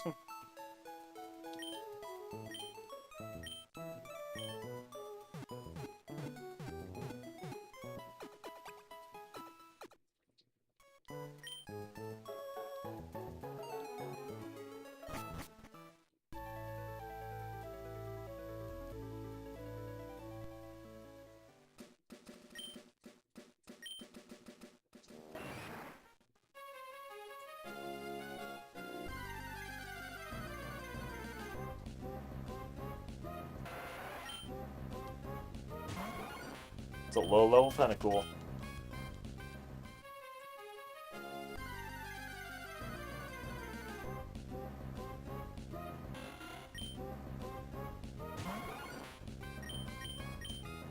Oh, come on. It's level 17, bro. It's like 11 levels lower. I get that Wingle must be fast, but come on. Ha ha ha ha, I'm a lousy runner, but in the water, you can't catch me. You can't catch me. Man, I'm always such a slow swimmer. Like, I don't really see how people swim so fast, to be honest. It's blubble bleeding me.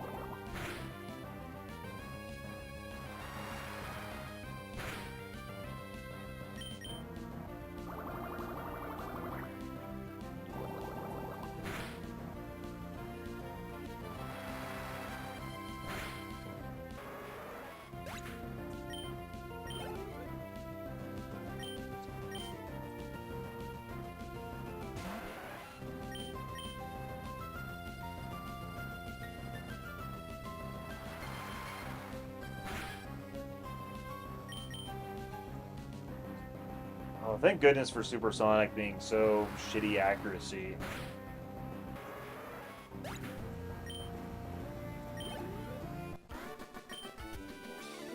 I give up. I wouldn't lose in a swim race. Yeah, but you sure lost in what matters. The sea is my backyard. I'm not gonna take it easy because you're a kid.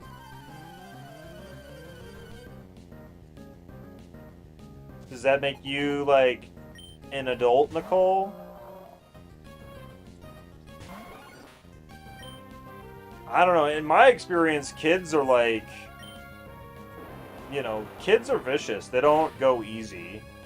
And chances are, if they've got the guts to go against you, they're probably really good at what they're doing.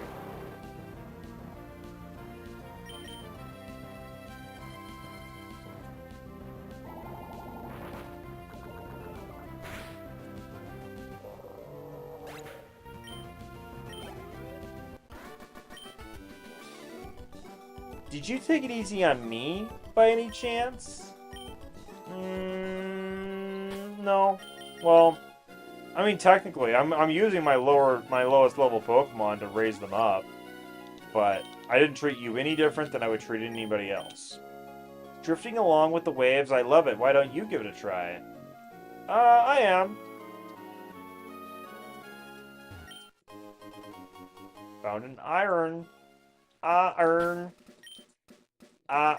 it.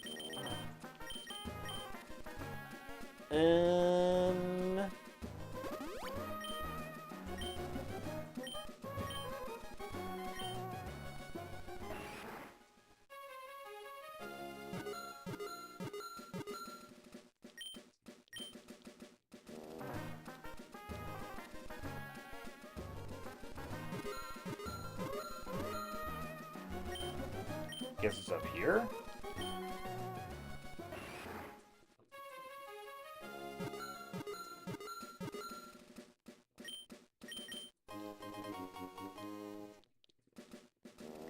Man, they really give you hard skills if you use the item finder. You can't use the item finder. Oh, you can. Totally use the item finder on Surf. On Pokemon back. Makes total sense. You're surfing a lot in this game. Can't escape! Blaze Constrict does not wrap. I'll trap you. If you're drowning, the signal is to wave one arm towards the beach. Yeah, that's the guy we already fought on accident. Previously, when we were coming to get Sludge Bomb.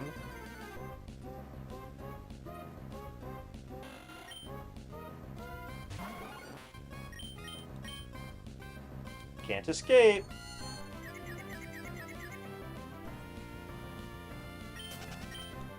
I wonder how my friend's kid's doing. She lives far away, so I haven't checked in on her, but she was playing Let's Go Pikachu. I'm really curious how far she's gotten. Like, you know, last time I checked, she was still in Viridian Forest catching stuff. Come on, Wingull. You're 11 levels lower, my dude. Like, how slow is this Venonat? But, yeah. I'm actually going to go visit them in, like, 2 weeks or so. So maybe I should boot up my Let's Go Eevee and see what I got in that game so I could just, you know, trade or something. If it comes to that. Yeah, 34 speed. It's just not a lot of speed. Yeah. Slowest participating leveled team member. Along with Ammonite. Ammonite's like 1 point off as well. But if I can get you evolved, maybe that'll change. There's supposed to be a mystical rock around here. Do you know anything about it? I haven't seen it in this save file yet, but yes, I do.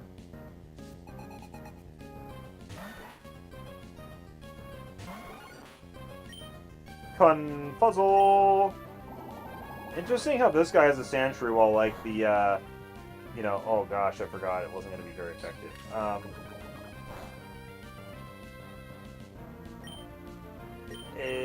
Yeah, interesting how this guy has a Sandshrew while, like, the guy in the actual desert area has this whole Sand Slash.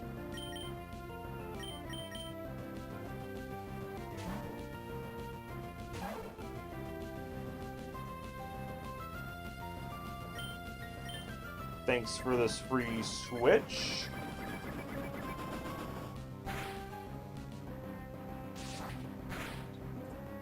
Ouch. Farfetch'd, you really haven't been getting all that many crits. Not that I've been using you a ton, per se, but...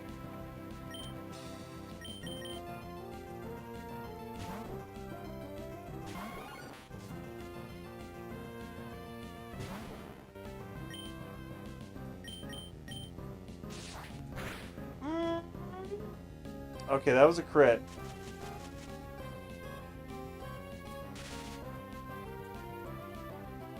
Okay, I am gonna switch back to Farfetch'd.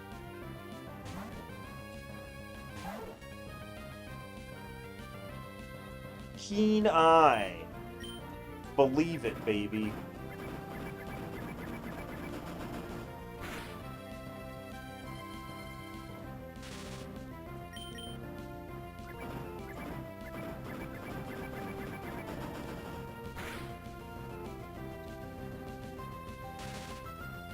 Paralysis is just good.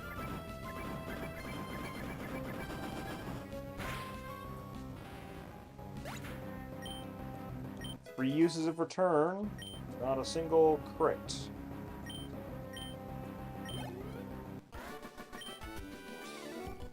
Okay, so he did have a Sand Slash. I was thinking too much about that rock while my Pokemon remained weak. I don't know, your Sand Slash isn't that weak. I can spend hours and hours staring at a nice rock without growing bored. That is like a skill to have, my dude.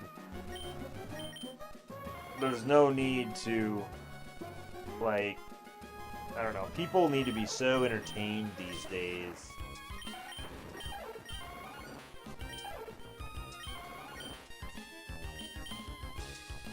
When people haven't even considered that you can have a nice rock.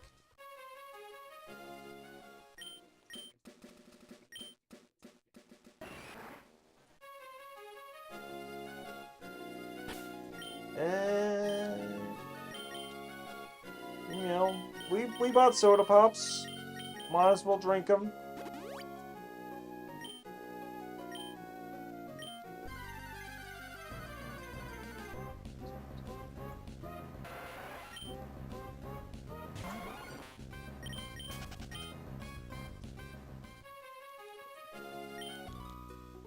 Swimming the deep blue sea, it feels the greatest.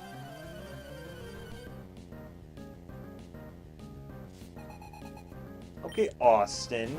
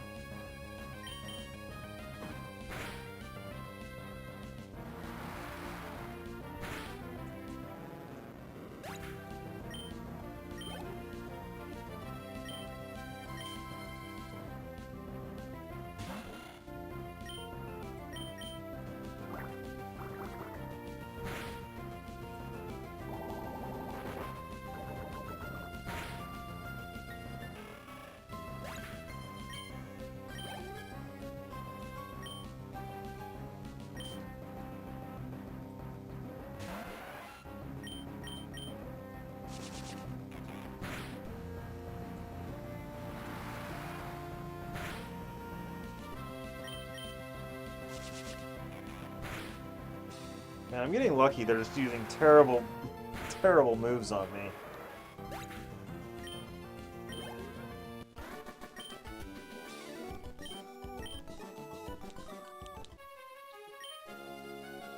Why is the sea blue? I learned about that at the museum in Slateport, but I forgot. I think the museum said that,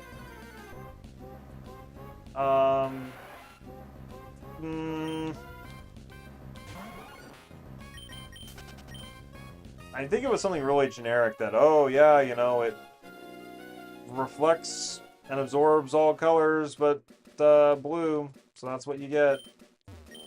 Well, I found the Mystic Rock where Regice lives, but there's no way to get inside, and even if we could get inside, well, I forget which puzzle that one is. That might be the one where you just use Flash in the middle of the room, which case is easy.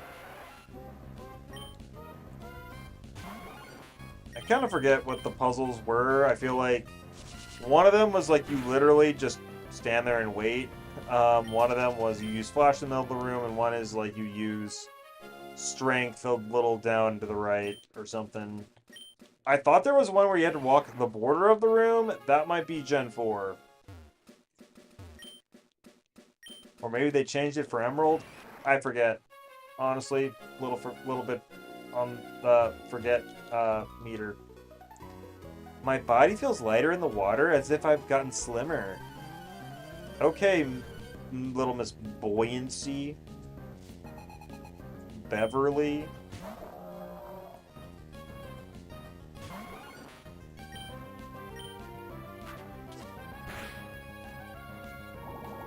Good, you didn't flinch me.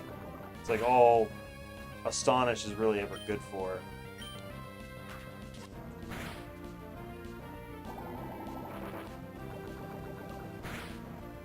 Ah yes, cover the whale in poison. We're environmentalists.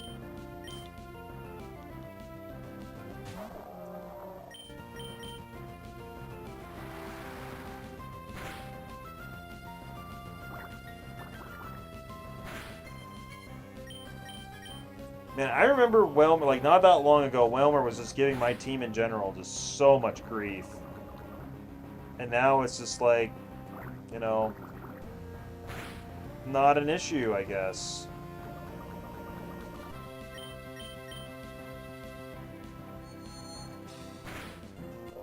I feel like it would always make sense for psychic moves to do extra damage against Pokemon that are poisoned.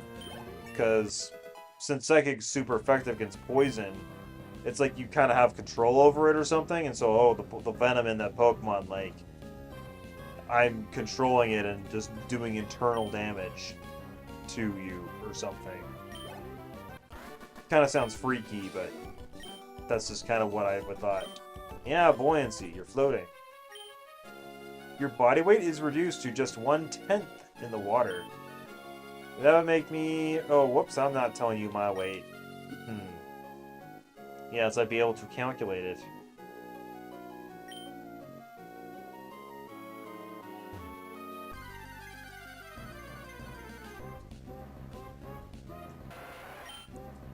A shiny tentacle would be really cool. Just, it's such a nice shiny. It's got like the... If I recall, it's got like green instead of red spots on its head. And then overall, just like a more tealish kind of color of, you know, instead of blue. I'm gonna look that up, but... Oops, I don't need to fight this Winkle. What am I doing?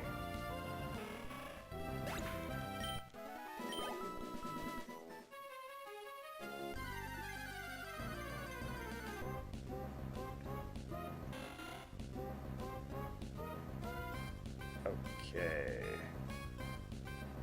Gosh, there's so many water types. Okay, Tentacool.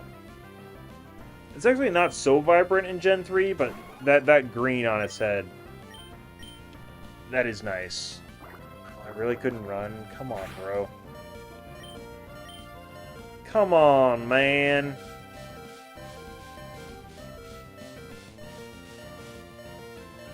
Shinies are so cool in Gen 3.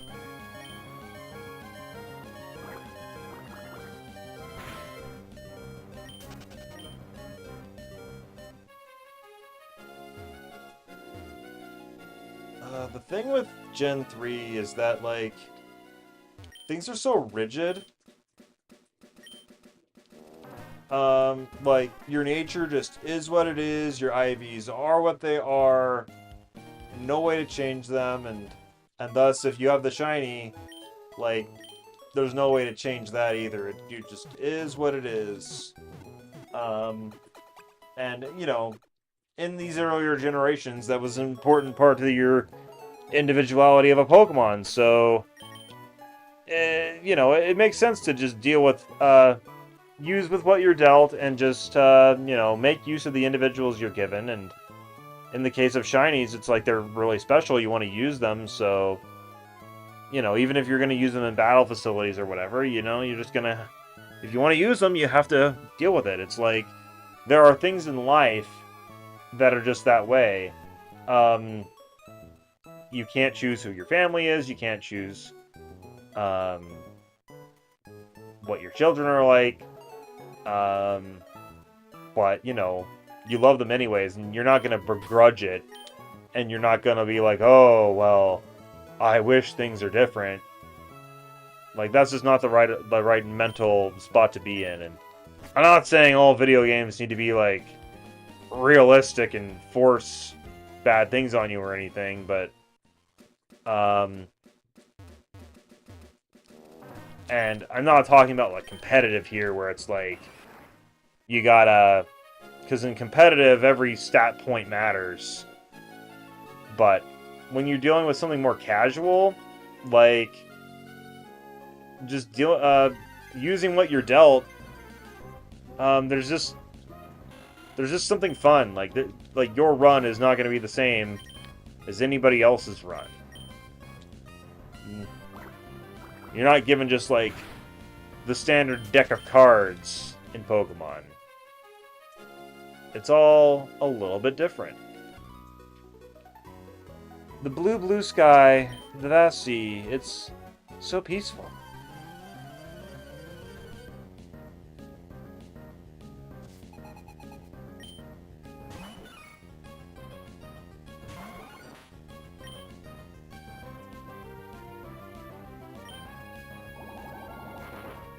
Do a bombing run. Do a bombing run.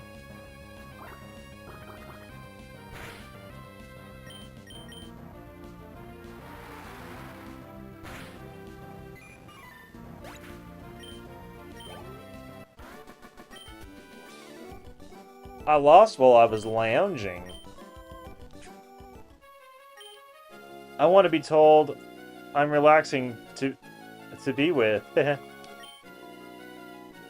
Well, as long as you're authentic, I can tell you that.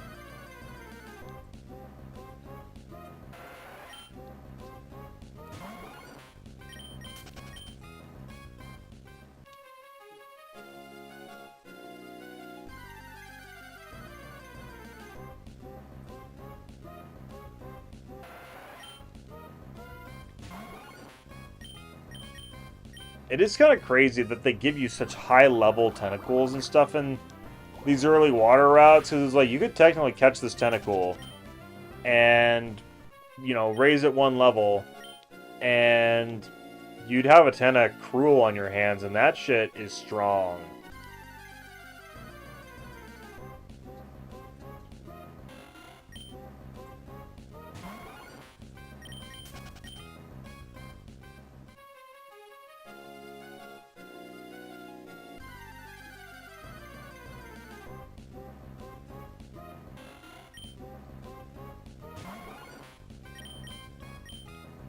Can't escape, of course, but we've pretty much reached the end of the route. I just have one more level to to get Confuzzle before it's evolved. Come on, Confuzzle, you can run from this asshole. You can run from this piece of asshole. I know he's T-posing for dominance. Okay.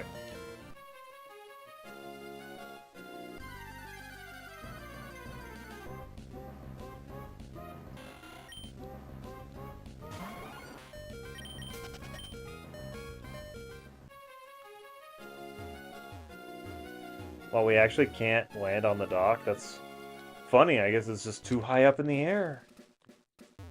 So is Mr. Briny not here? I wonder where Mr. Briny goes.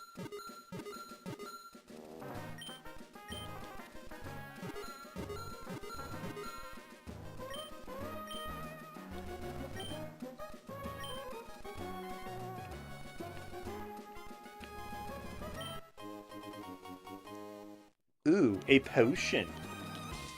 Is it an ocean potion?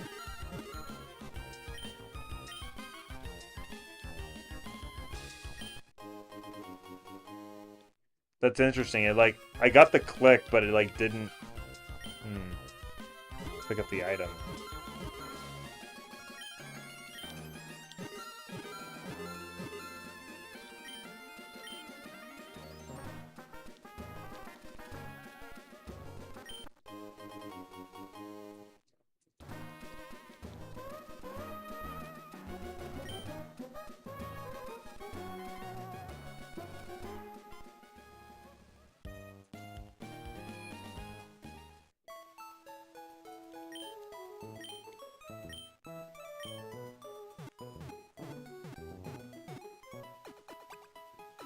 Okay, I'm trying to think of some obvious trainers to fight to get some levels.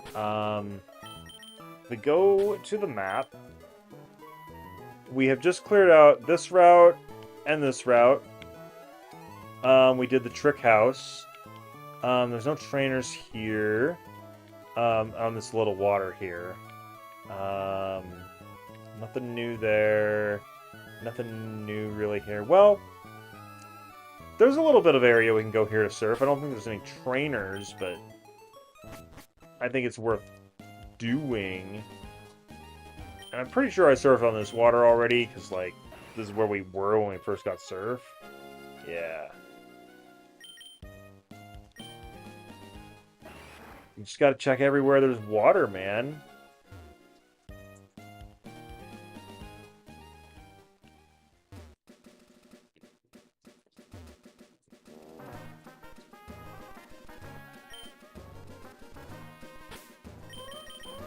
Yep, Team Rocket ain't around here. You ain't buying your Pokemans with your Poke Dollars.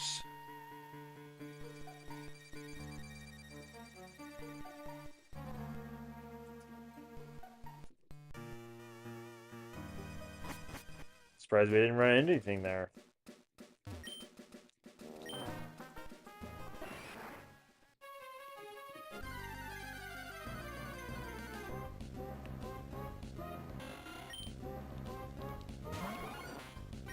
I think you can catch Meryl on this route. Maybe it's an emerald thing only, but, like, there's grass behind the flower shop that, like, I never knew as a kid was even really there.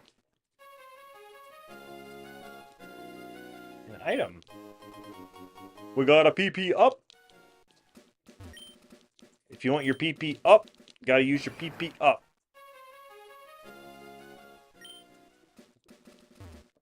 Huh?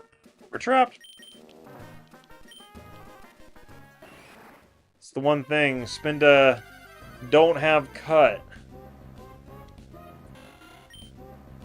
And I have not had any time to, like, raise Spinda. So it just, I think the only experience I got was, like, switched into that one Aqua Grunt or whatever. So it's got, like, oh, it's got one Speed EV from the Zubat. Contaminated. A Pokemon changes shape. If one did that, I would be shocked. If Pokemon gains experience in battles, it can sometimes change in the way it looks. Yes. Yes, it gets, it's how it matures.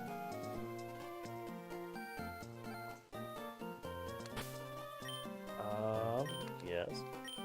Okay, so, if I recall, when we first got Surf, one of the first places I went was up here. And I, like, fought some pretty hard at the time trainers. And I think they're ready for a rematch, so I'm going to go give them a rematch.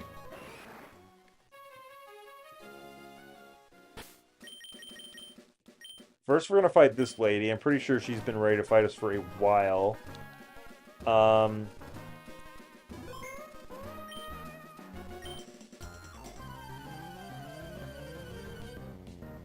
She should just still have a Meditite.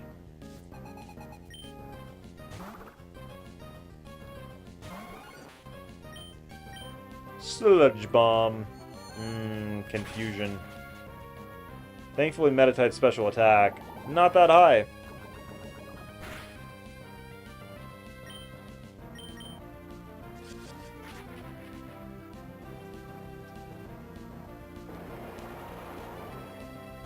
What move does Meditite have that could miss that I would want to use? I mean, high jump kick, I suppose, but it's not that, like, special. Like, I mean, it's not that low accuracy to where it's worth using a whole extra turn. Whirlwind Man? Really? You're gonna split my XP up?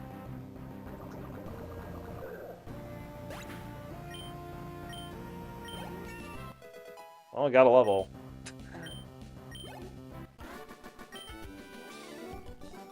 I can battle, but my Pokemon can't?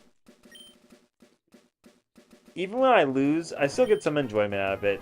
It must be that I love Pokemon. Perhaps. Or you just, you know, learn from your mistakes and you enjoy learning.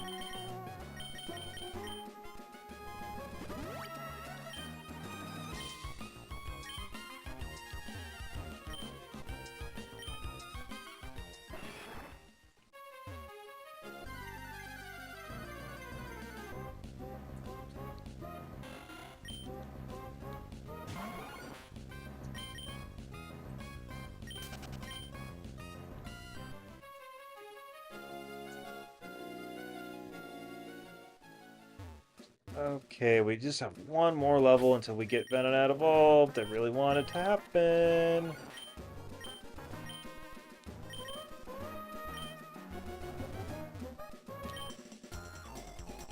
As always, your agility speaks for itself.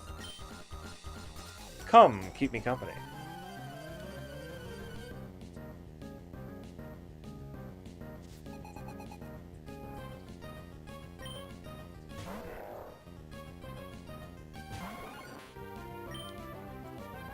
Okay, that's a pretty high-level Pokemon. Pretty high level. Okay, Hariyama. I'm just gonna make sure it doesn't have guts real fast. It might. It's either got thick, fat, or guts. So I'm not just gonna openly stun spore it. So let's go with some Sludge Bomb. And, you know, if it poisons it, oh well.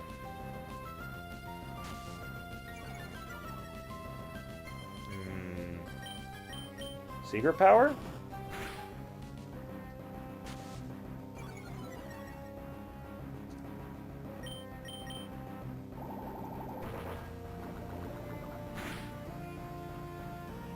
Oh, critical hit. I like that. Okay, it's poisoned. That might hurt us. It's gonna dig. Very interesting. But it's gonna survive the poison. No, it's not. Oh, so much XP. As strong as ever. That was some good Pokemon. All it takes is effort. I lost because I hadn't put in enough effort. Oh yes, effort values. For the effort ribbon. Effort points. Show me the effort. My Machop crew, as long as they seek power? Oh, okay. For some reason, I thought you wanted a rematch as well. Shoot.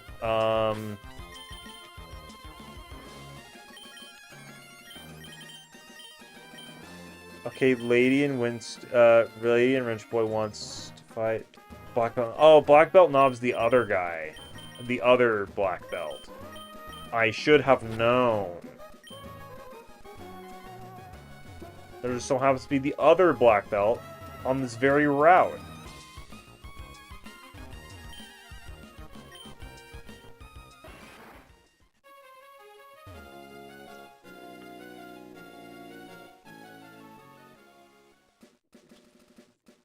The slightly less scary one. After you beat me, we trained hard to improve our skills. Come on, give us a rematch. Okay. I feel like some trainers I've fought rematches with have had just identical dialogue, but this guy definitely did not. It's unique dialogue.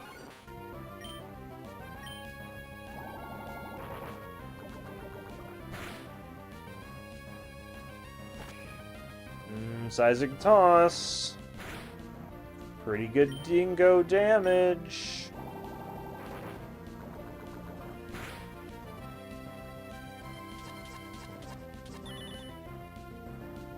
I've been identified as a terrorist. Ooh, we're gonna get enough XP to evolve. I'm looking forward to it.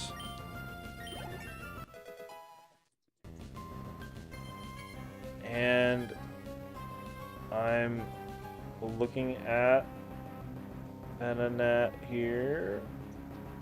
I'm looking at some little resource here. So yeah, Venonat, if I don't evolve it, it can learn Side Beam at 33, Sleep Powder at 36, Psychic at 41. So technically, just 10 more levels and we get access to all of our moves if we don't evolve. If we do evolve into Venomoth, then by evolving we get Gust right now, and then we get Psybeam at 36, Sleep Powder at 42, Psychic at 52. So we would have to wait an additional 20-something levels to get all of our moves. I don't think that's too big a loss, and I think Confuzzle really needs the evolution to be relevant upcoming, because we just need the stats at this point. And I'm not in a insane rush to get Psybeam and Psychic. We're gonna get Psychic access through we're getting so much money over time. We're gonna be able to get it through the game corner, no issue. And then Psybeam's coming in just a few levels later. That's no big deal. Sleep Powder being 5 levels later, we have Lovely Kiss through Jinx right now, so that's really no big loss. And by evolving now, we can use the move relearner and go back and get Silverwind if we want, which I'll consider. I'm going to see where our attack versus special attack lie after this. So I don't see any reason not to evolve right this very moment. Here are Venonat's stats. We got 32 special attack, 42 attack, mid-40s for the defenses, and then 37 for speed, 91 HP. So let's see where Venomoth gets us.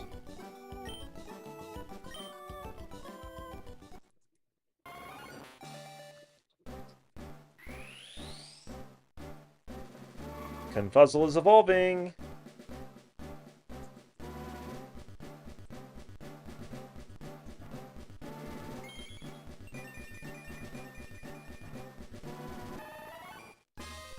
Yay, Venomoth.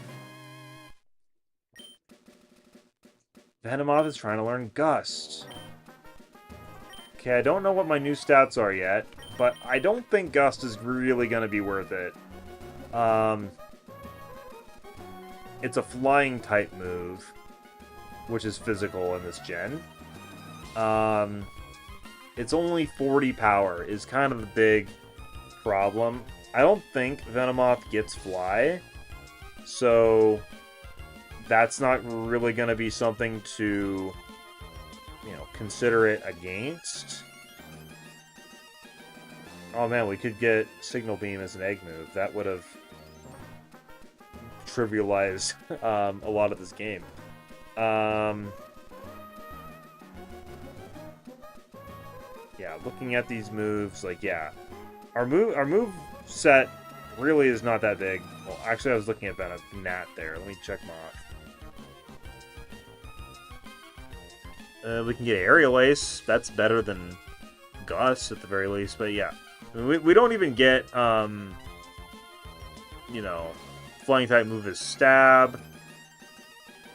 Farfetch'd is gonna have flying as Stab. And what does flying really give us? It gives us coverage against fighting types, bug types, grass types. I think Poison and Psychic cover most of that. Fighting's covered by Psychic. Grass is covered by Poison. Unless the grass type is Poison, then Psychic covers it. And then Bug? Technically, we're leaving that open, but I don't think Bug's going to be a concern. So, yeah. Gust is just a little too weak. I'm gonna have to give it up. Okay, so let's see how our stats are. Okay, our special attack is way buffed. We're up to 63. Our attack is not that much better. And then our defenses went from mid-40s to mid-low 50s, so definitely a buff there. Speed, pretty big buff. Speed's one of our highest stats now. HP, small buff. So let's directly compare that with Freezer, since that's who the other Pokemon that we were like directly using, and yeah, our special attack is like nearly comparable now. Speed also nearly comparable. Fraser's got really good special defense, but our defenses are a lot more even, while Fraser's are a lot more offset. So we're like got 20 higher defense, but also like 20 lower special defense. But you know, it's evened out. It's pretty good. So kind of the slightly sad part is, you know, Sludge Bomb is our most powerful stab move that we're going off of right now. And it's physical. So it's going off of our attack set, not special attack. A little bit sad. Well, special attack is now our juicer. So, like, Confusion is actually going to be doing a lot better than it was before. We're going to be taking hits a lot better. We're going to be outspeeding things a lot better. Like, Venomoth is the way to go. And Shield Dust, you know, debatable how useful that is. Compound Eyes had a clear benefit for Stun Spore, at the very least. And it definitely helped us in the early game a ton with hitting Disable and Supersonic. And, you know, that's another reason why I got rid of Supersonic earlier, because it's going to be a lot harder to hit it now that we don't have Compound Eyes. So, with that being said, we will get Psybeam in 5 more levels. That will go over Confusion. It'll be slightly better. It'll be 65 instead of 50 damage. I think we still actually have a chance to confuse the foe with Psybeam. So, like, Psybeam is just a straight upgrade of Confusion. Slightly stronger, slightly less PP. When we eventually learn Psychic, it'll be a lot stronger, slightly less, even slightly more, slightly less PP. But it'll have the chance to lower special defense instead of Confusion. So, plenty of things to keep in mind.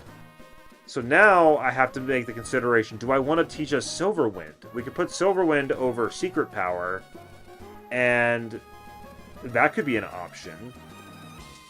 The issue with that is Silverwind only has 5 PP. It's essentially a bug version of Ancient Power. It also goes off of our physical attack.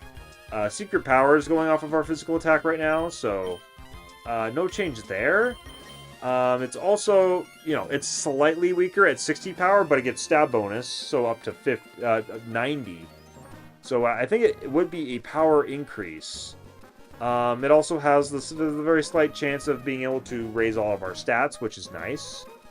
I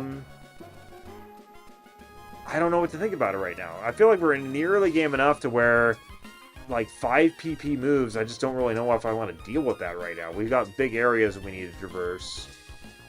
And it's like, do I want to have Confuzzle with just, like, 10 PP on Sludge Bomb, 5 PP on Silverwind? And then when we get Psybeam pretty soon, it'll have 20. So that'll be a pretty decent go-to move, especially now that our special attack is so high. Speaking of good special attack, what other special attacks does Venomoth really get? I don't think anything else really through level up, but if I'm looking through the moves, we can actually teach it Giga Drain. That could potentially be useful. That's another example of just a 60 power and then 5 PP move. Doesn't get stabbed or anything. Solar Beam's an option.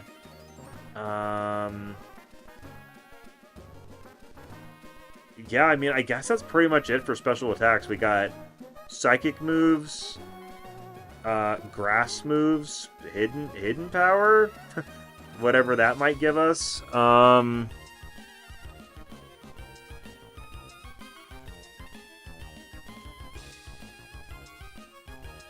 Yeah, Psychic, Grass.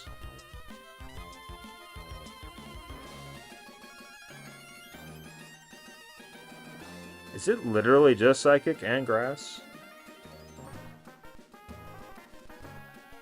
Yeah, Psychic, Grass, and Hidden Power. I think that is literally it.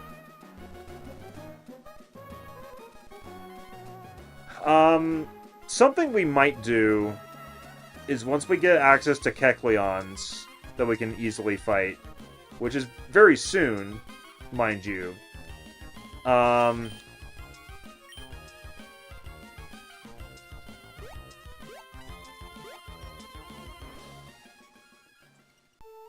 Like, we could teach Hidden Power to a Pokemon, use it on a Kecleon, very easily see what type it is, and then also kind of see how much damage it does, and, you know, decide if we want to teach it to anybody. All of our Pokemon should technically be able to learn it. And I'm not against using Hidden Power because it's not, like, reproducible or anything, simply because I didn't plan out my IVs. They just are what they are out of the egg. That's why we're dealing with kind of, you know, non-ideal natures, like Calm Nature on Venomoth. We don't really want something to lower our attack, really. Careful on Jinx. We don't want to lower our special attack. Gentle doesn't really help Houndoom in any way. Modest is, like, the worst ability nature possible for Farfetch'd. While it's, like, kind of really the best for Ammonite. Like, sure, it's Rock, Tomb, and Mudshot aren't going to be doing as much, but those weren't going to be doing much anyways. Let's be real. It is kind of crazy how Ammonite's special attack is, like, still holding up. 74, that's, like, right up with Houndoom. Technically more powerful than Jinx. Still more powerful than Venomoth. Like, Ammonite is a beast. But, I think we're getting closer to the end of the stream. Not quite yet. I want to show off how Confuzzle can fight a little better now. What's Rodeo Clown holding? Oh yeah, the Silk Scarf. But of course. So, where can we go for this? Oh, I know. First, let's save.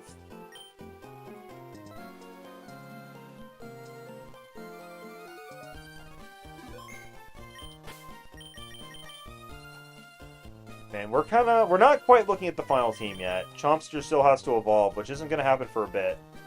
But otherwise, like, these three team members are looking all grown up. It's kind of a happy day.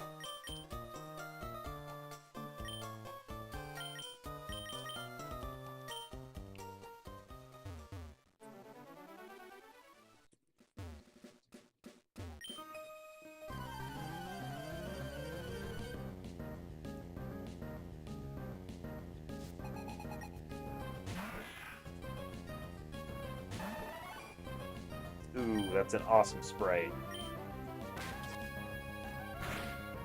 Being all grown up isn't gonna... Oh my gosh! It prevents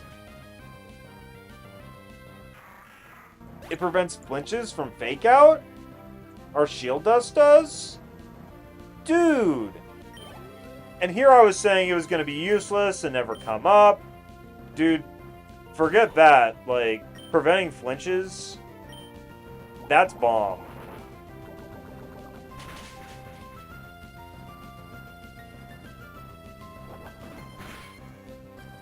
It's essentially like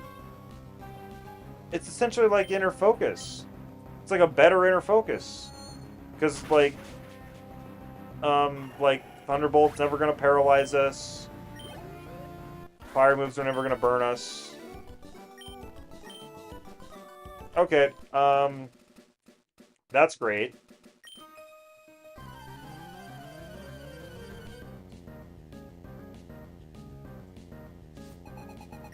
We need to like grind against Cindy and the rich boy Winston because, man, they give us $10,000. Okay, how much does Sludge Bomb do? Half. And then Confusion probably isn't gonna kill because it's Confusion. It's still just 50 power, even though our special attack is a lot better than it was. Ah, yes, the full restore.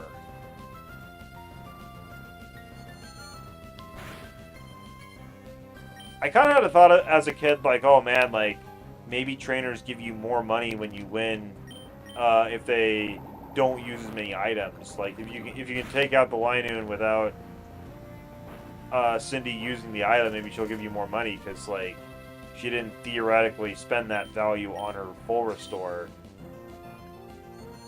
But I don't think that's how it works.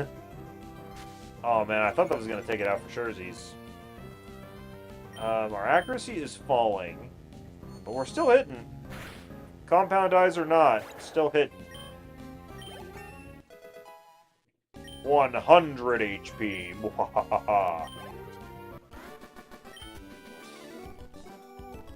Oh my, I did the best that I could. $12,000. Dude, that is just so good. Also, first Pokemon to hit 100 HP. Nobody else is even really that close. So, Confuzzle's looking like the tank of the team, I'd say. Oh yeah, look at all that money. We're rolling in it. We can definitely afford some Game Corner TMs if we really want.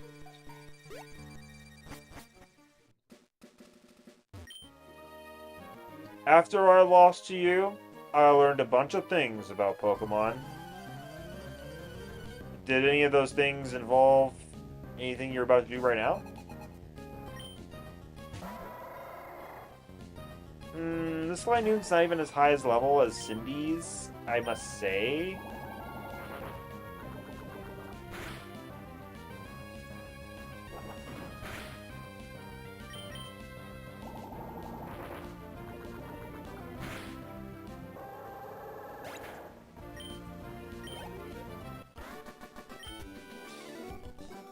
I lost again? Why couldn't I win? Because Confuzzle's a freaking beast.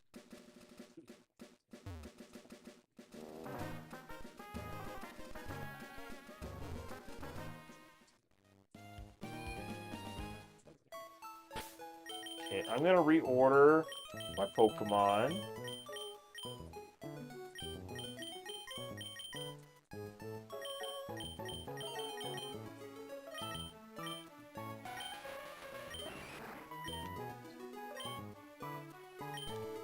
Yeah, I can't surf here. Yeah. I'll believe it when I see it. Okay.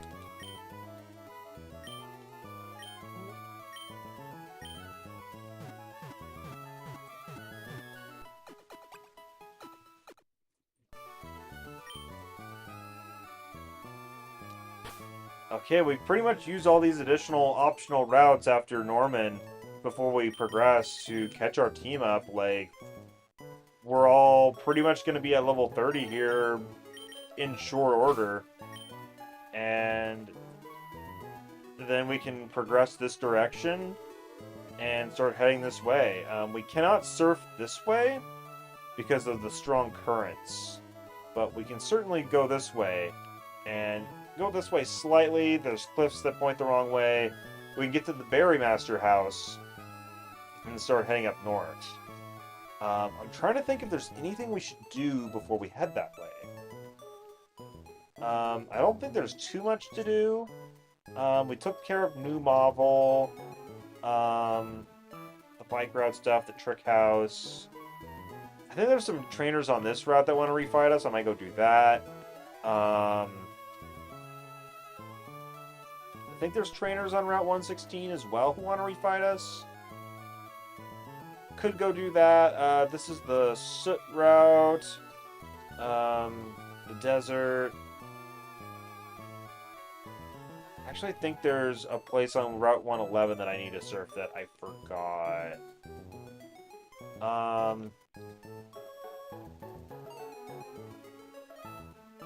Okay, here's what I'm gonna do. We're in Petalburg right now. I just healed, right? Yeah.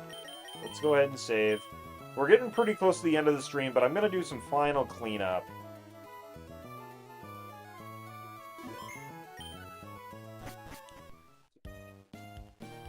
I'm going to try to do some final cleanup before we just start heading eastward, pretty much.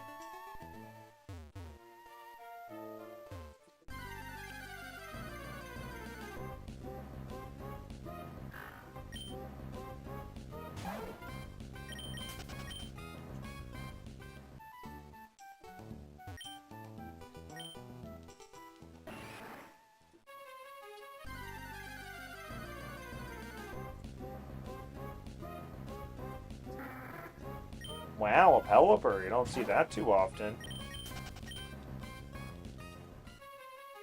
We just surfed the whole ocean on this side of the map and didn't run into a Pelipper.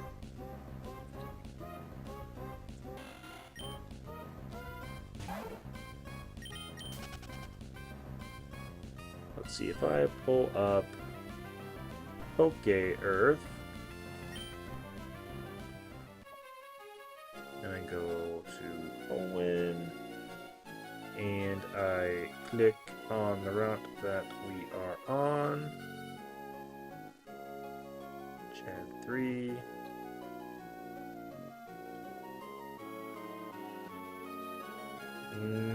Yeah, I mean, mostly Tentacle, some Wingull, and 5% chance of Pelipper. Just pretty lucky stuff.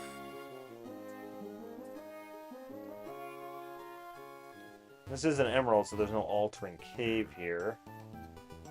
Hello, Poochiana Sound. Even though we're on the wrong side of the water. You can surf here. Does this go anywhere?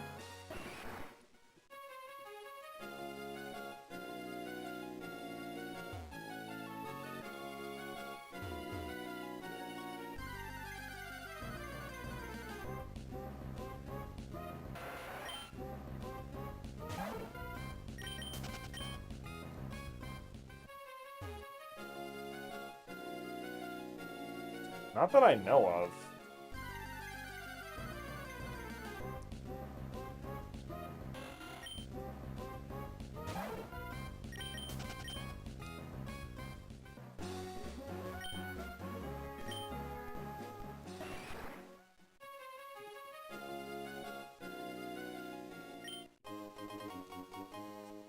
We got the rare candy.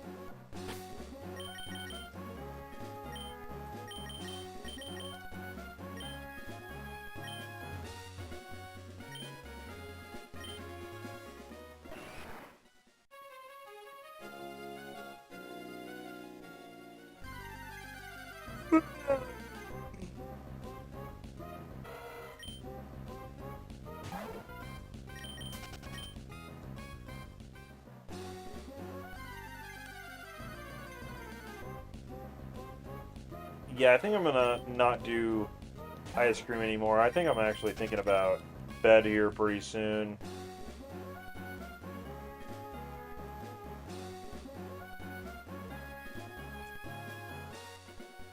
I just want to run down to Slateport because I want to, you know, just attempt to surf in this water and see what we can find, if anything.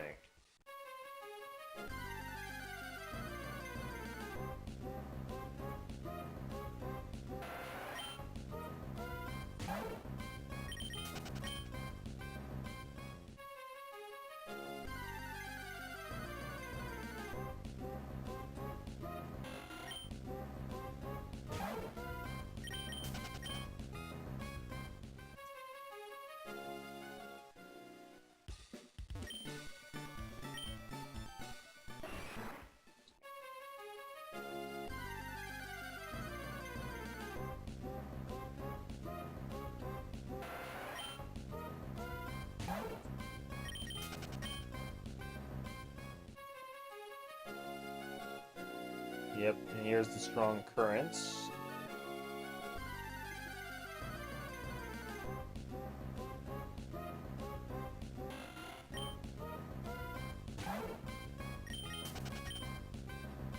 Oh boy, oh boy.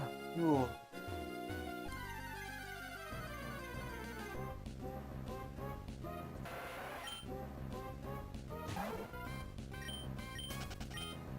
Now, what route are we technically on right now? Like, are we still considered in Slateport? No, we're on Route 134. So technically, if we've got that great rod, or I mean the good rod, we could come right here, use that rod, and probably get a horsey, I think. Checking the map.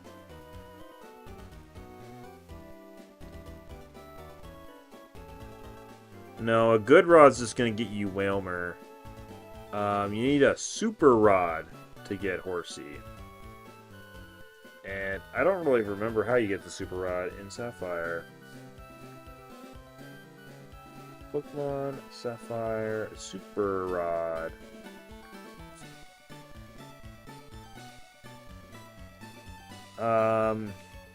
Moss Deep City. Okay. We're a ways off from that.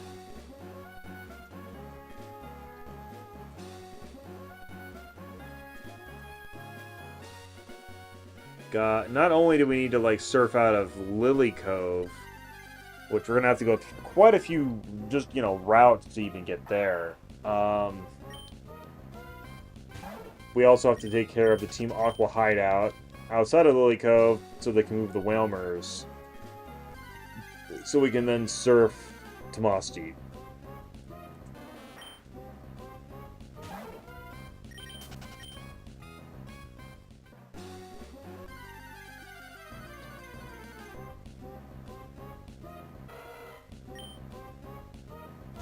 I don't think every trainer is rematchable in Ruby and Sapphire. It's just whichever ones are in your Pokénav, which is unclear which ones, but there are certain ones.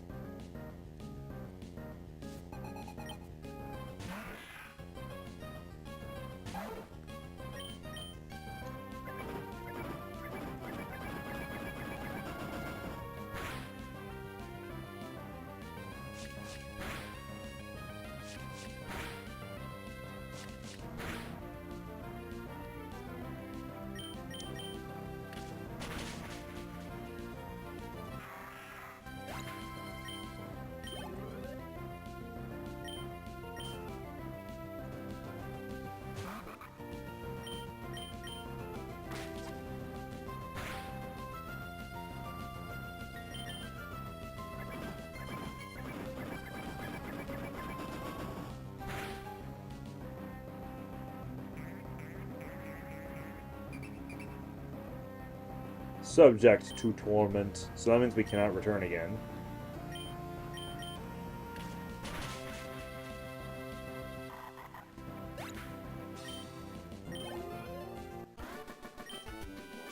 And when I think of torment, I think of like, oh gosh, we're not actually getting double money right now because we don't have the amulet coin on the right Pokemon, but when I think of torment, I think of like you're in middle school or high school or whatever, and you're like doing something that's like the most effective thing, but like all your peers or bullies or whatever are yelling at you like, "Oh my gosh, you're doing that! Like, can't you do anything else?" Nah, nah, nah. Which is like, you can think about that retroactively and be like, why does that have any effect or power over you? But in the moment, like, depending, it can. Like, the pressure is real. Whether it be to pride of, oh yeah, I can, if you're going to say that, I can beat you using whatever other method or whatever, nah, nah. Or,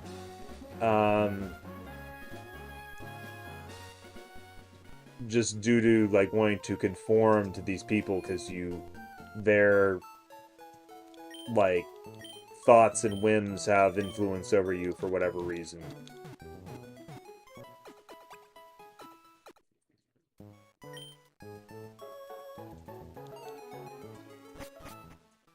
Okay, there's a couple trainers off to the west here who I want to fight, but also there's a little spot I want to surf up here. Oh, I just thought of some surfing spots over at, like, Meteor Falls as well, which is certainly not exactly nearby.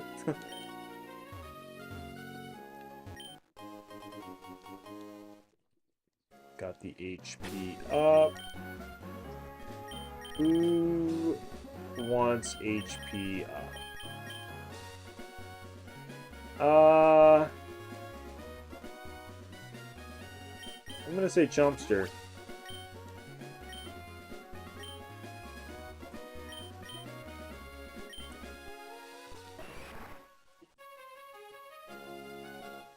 Well, I've decided we're leaving no stone unturned.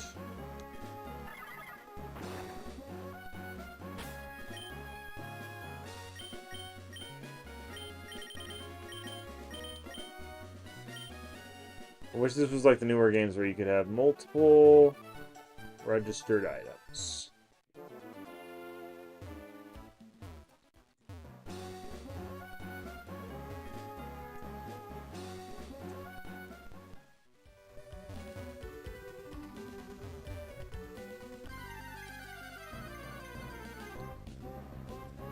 Wow, first encounter on this route is a Skarmory. That's always fun. Generally, does not happen.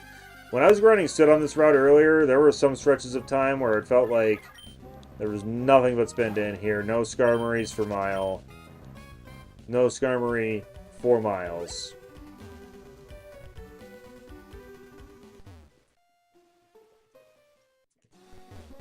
Okay, little patches we can surf here. Yeah, just interesting little patches like this, you know?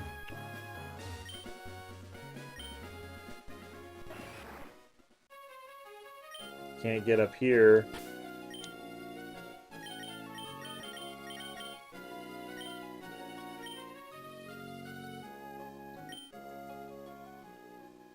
Make a secret base here. Man, this just makes it, like, there's, like, so many places over here, like, all over the map. Like, I could just imagine people, like, you know, 10 kids at school being friends and, like, union rooming and, like, you know, mixing records with each other at school. And then you could, like, just find where everybody is, where all their secret bases are and see what they are decorated like. Like, that just seems so fun. Like, I've just never had the opportunity to do that.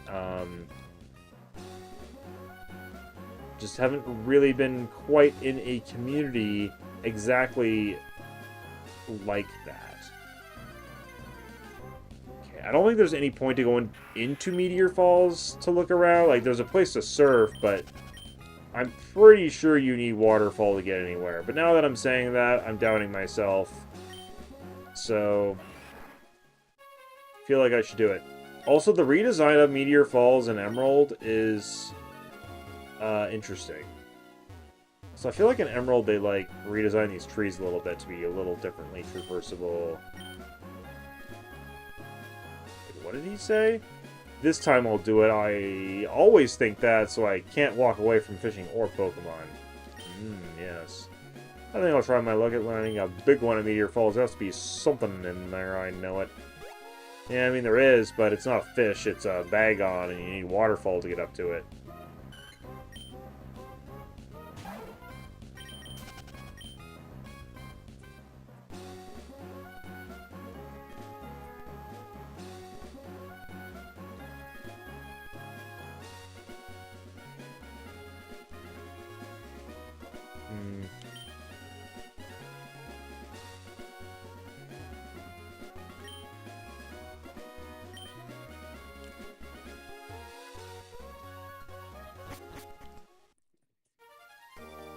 I kind of like the way Meteor Falls looks in Ruby and Sapphire. It's like so...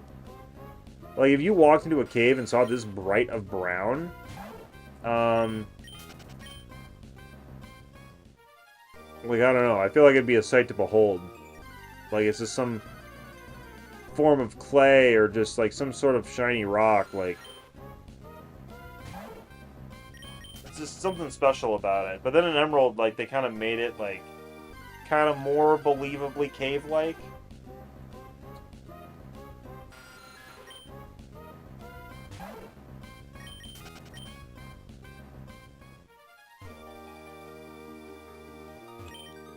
But yeah, it's very much looking like we ain't going anywhere without Waterfall. Waterfall crushing down with a mighty roar. Let's see, I think it's going to be more effective to just proceed through the area. Because then we can just go to Rustboro and go to the right.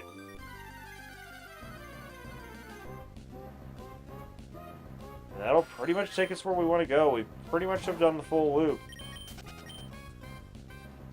And once we get back to Mauville and are about ready to head east, I think that'll be where we save and call the stream.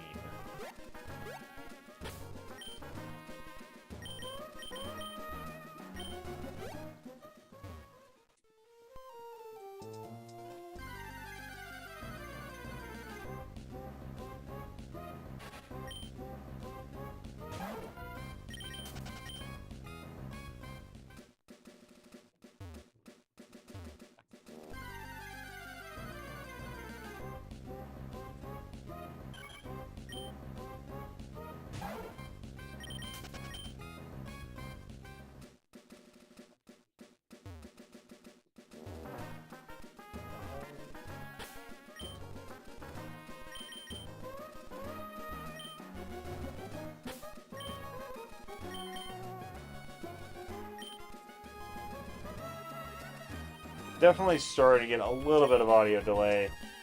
It seems like... Oh, I can't cut that. This is Mr. Briney's house, right? Oh no, this is the construction place at the Rust Turf Tunnel. How are they doing? Did you hear the tunnel the Verdant Turf has gone through? Sometimes if you hope strong enough, dreams do come true. That Rust Turf Tunnel there, at first we had a huge work crew boring through rock with the latest machinery, but we had to stop. Turns out that we would have had a negative effect on wild Pokemon in the area. So we've got nothing to do but roll around here doing nothing. There's a man digging his way to Verdant for all by his lonesome. He's desperate to get through. He says that if he digs little by little without using machines, it won't disturb Pokemon and he'll avoid harming the natural environment. It all depends. It all depends.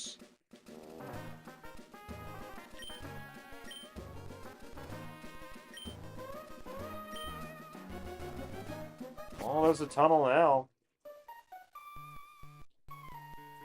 I'm sure the Whisperers are fine with it.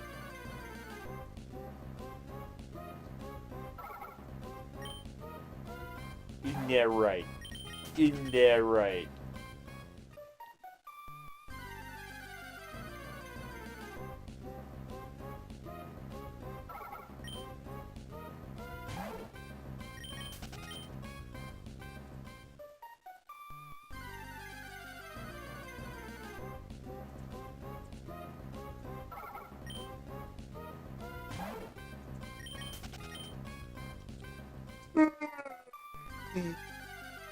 Man, every 3 steps.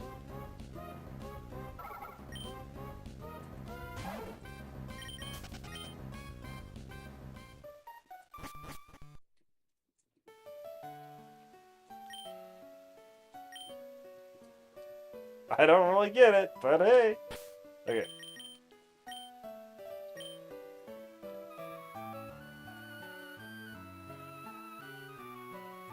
Verdant Turf.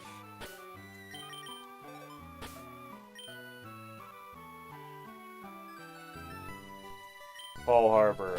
I always mix up those names, I feel.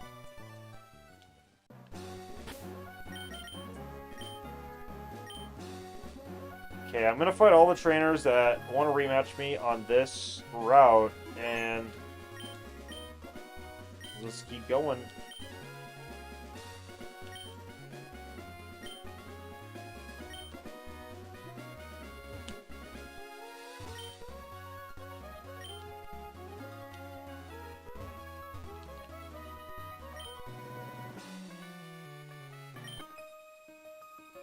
There we go. Allow me to reevaluate your Pokemon. I feel like I always fought these breeders a whole lot, too.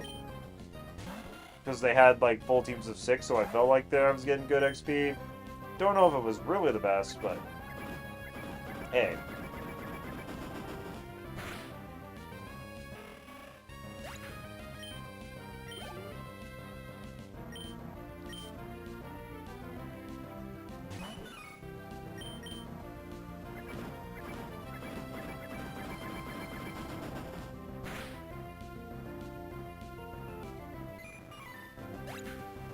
Critical hit.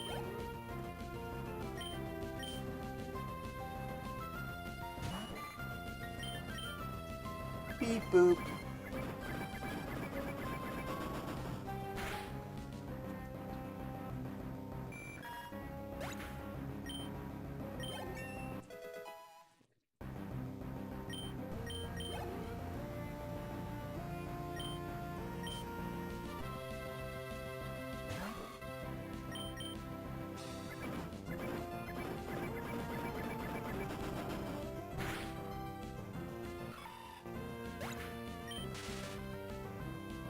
Dang effect spore.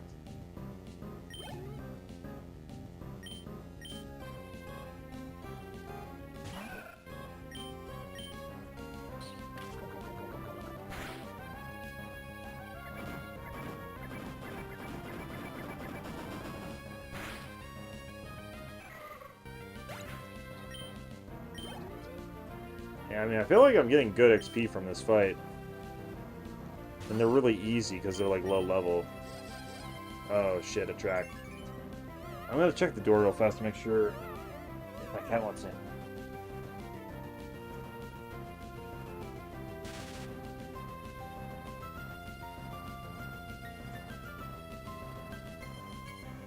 She did.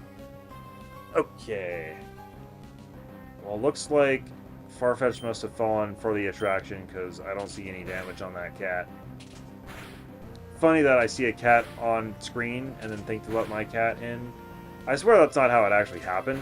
I was thinking about her for a little bit there. Still immobilized by love, huh? Whoa, what's this? I mean, you're the last Pokemon, so assist must work on fainted Pokemon too.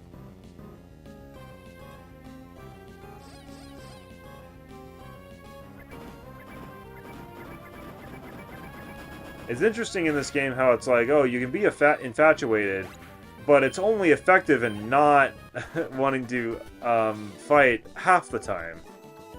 They're growing admirably. When you're in a case like this where there's a Pokemon Center, like, literally right over here, using a Cherry Berry, even when you have a lot of them, it just feels like dumb.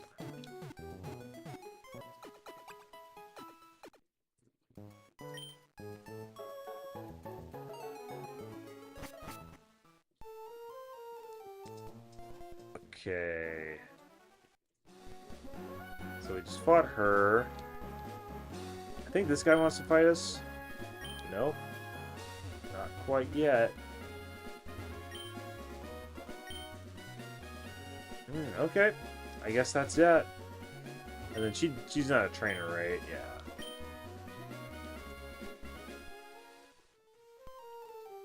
Okay, if there's any trainers on this route before we actually surf, I'll fight them, but otherwise, I'm not surfing on this route today. I'll save it for the next stream. Okay, yep, that's pretty much it. Here's what our team's looking like. We got a Farfetch, level 28. We've got Bernie, our Houndoom at 29. We got Chompster, our Ammonite at level 30. We got Fraser, our Jinx at level 30. And we got Confuzzle, our Venomoth at level 32. And here's how their stats are looking.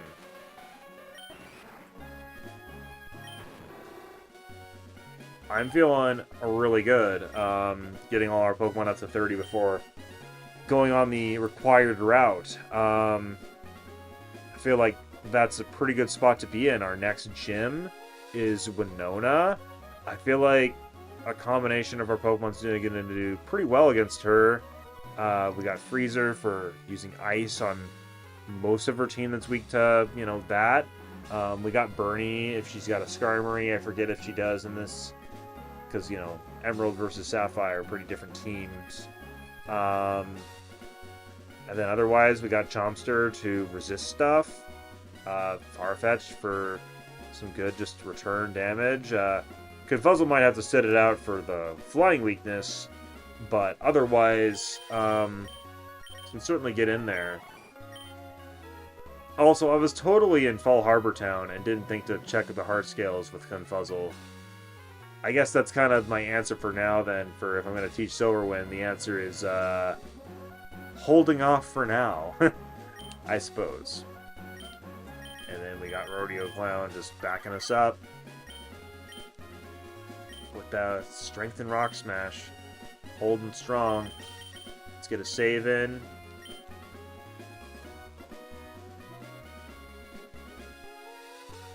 And I imagine I will be streaming tomorrow. Nice free open Saturday for me. Man, that's a lot of Poké Dollars we got. 133,000. We could pick up an item from the game corner. I'm gonna have to think if I want to do that or not. I also need to think of a name for Farfetch'd. So, that's it for me. My cat is begging for pets, so I'm gonna have to let you guys go for now. I'll see you later.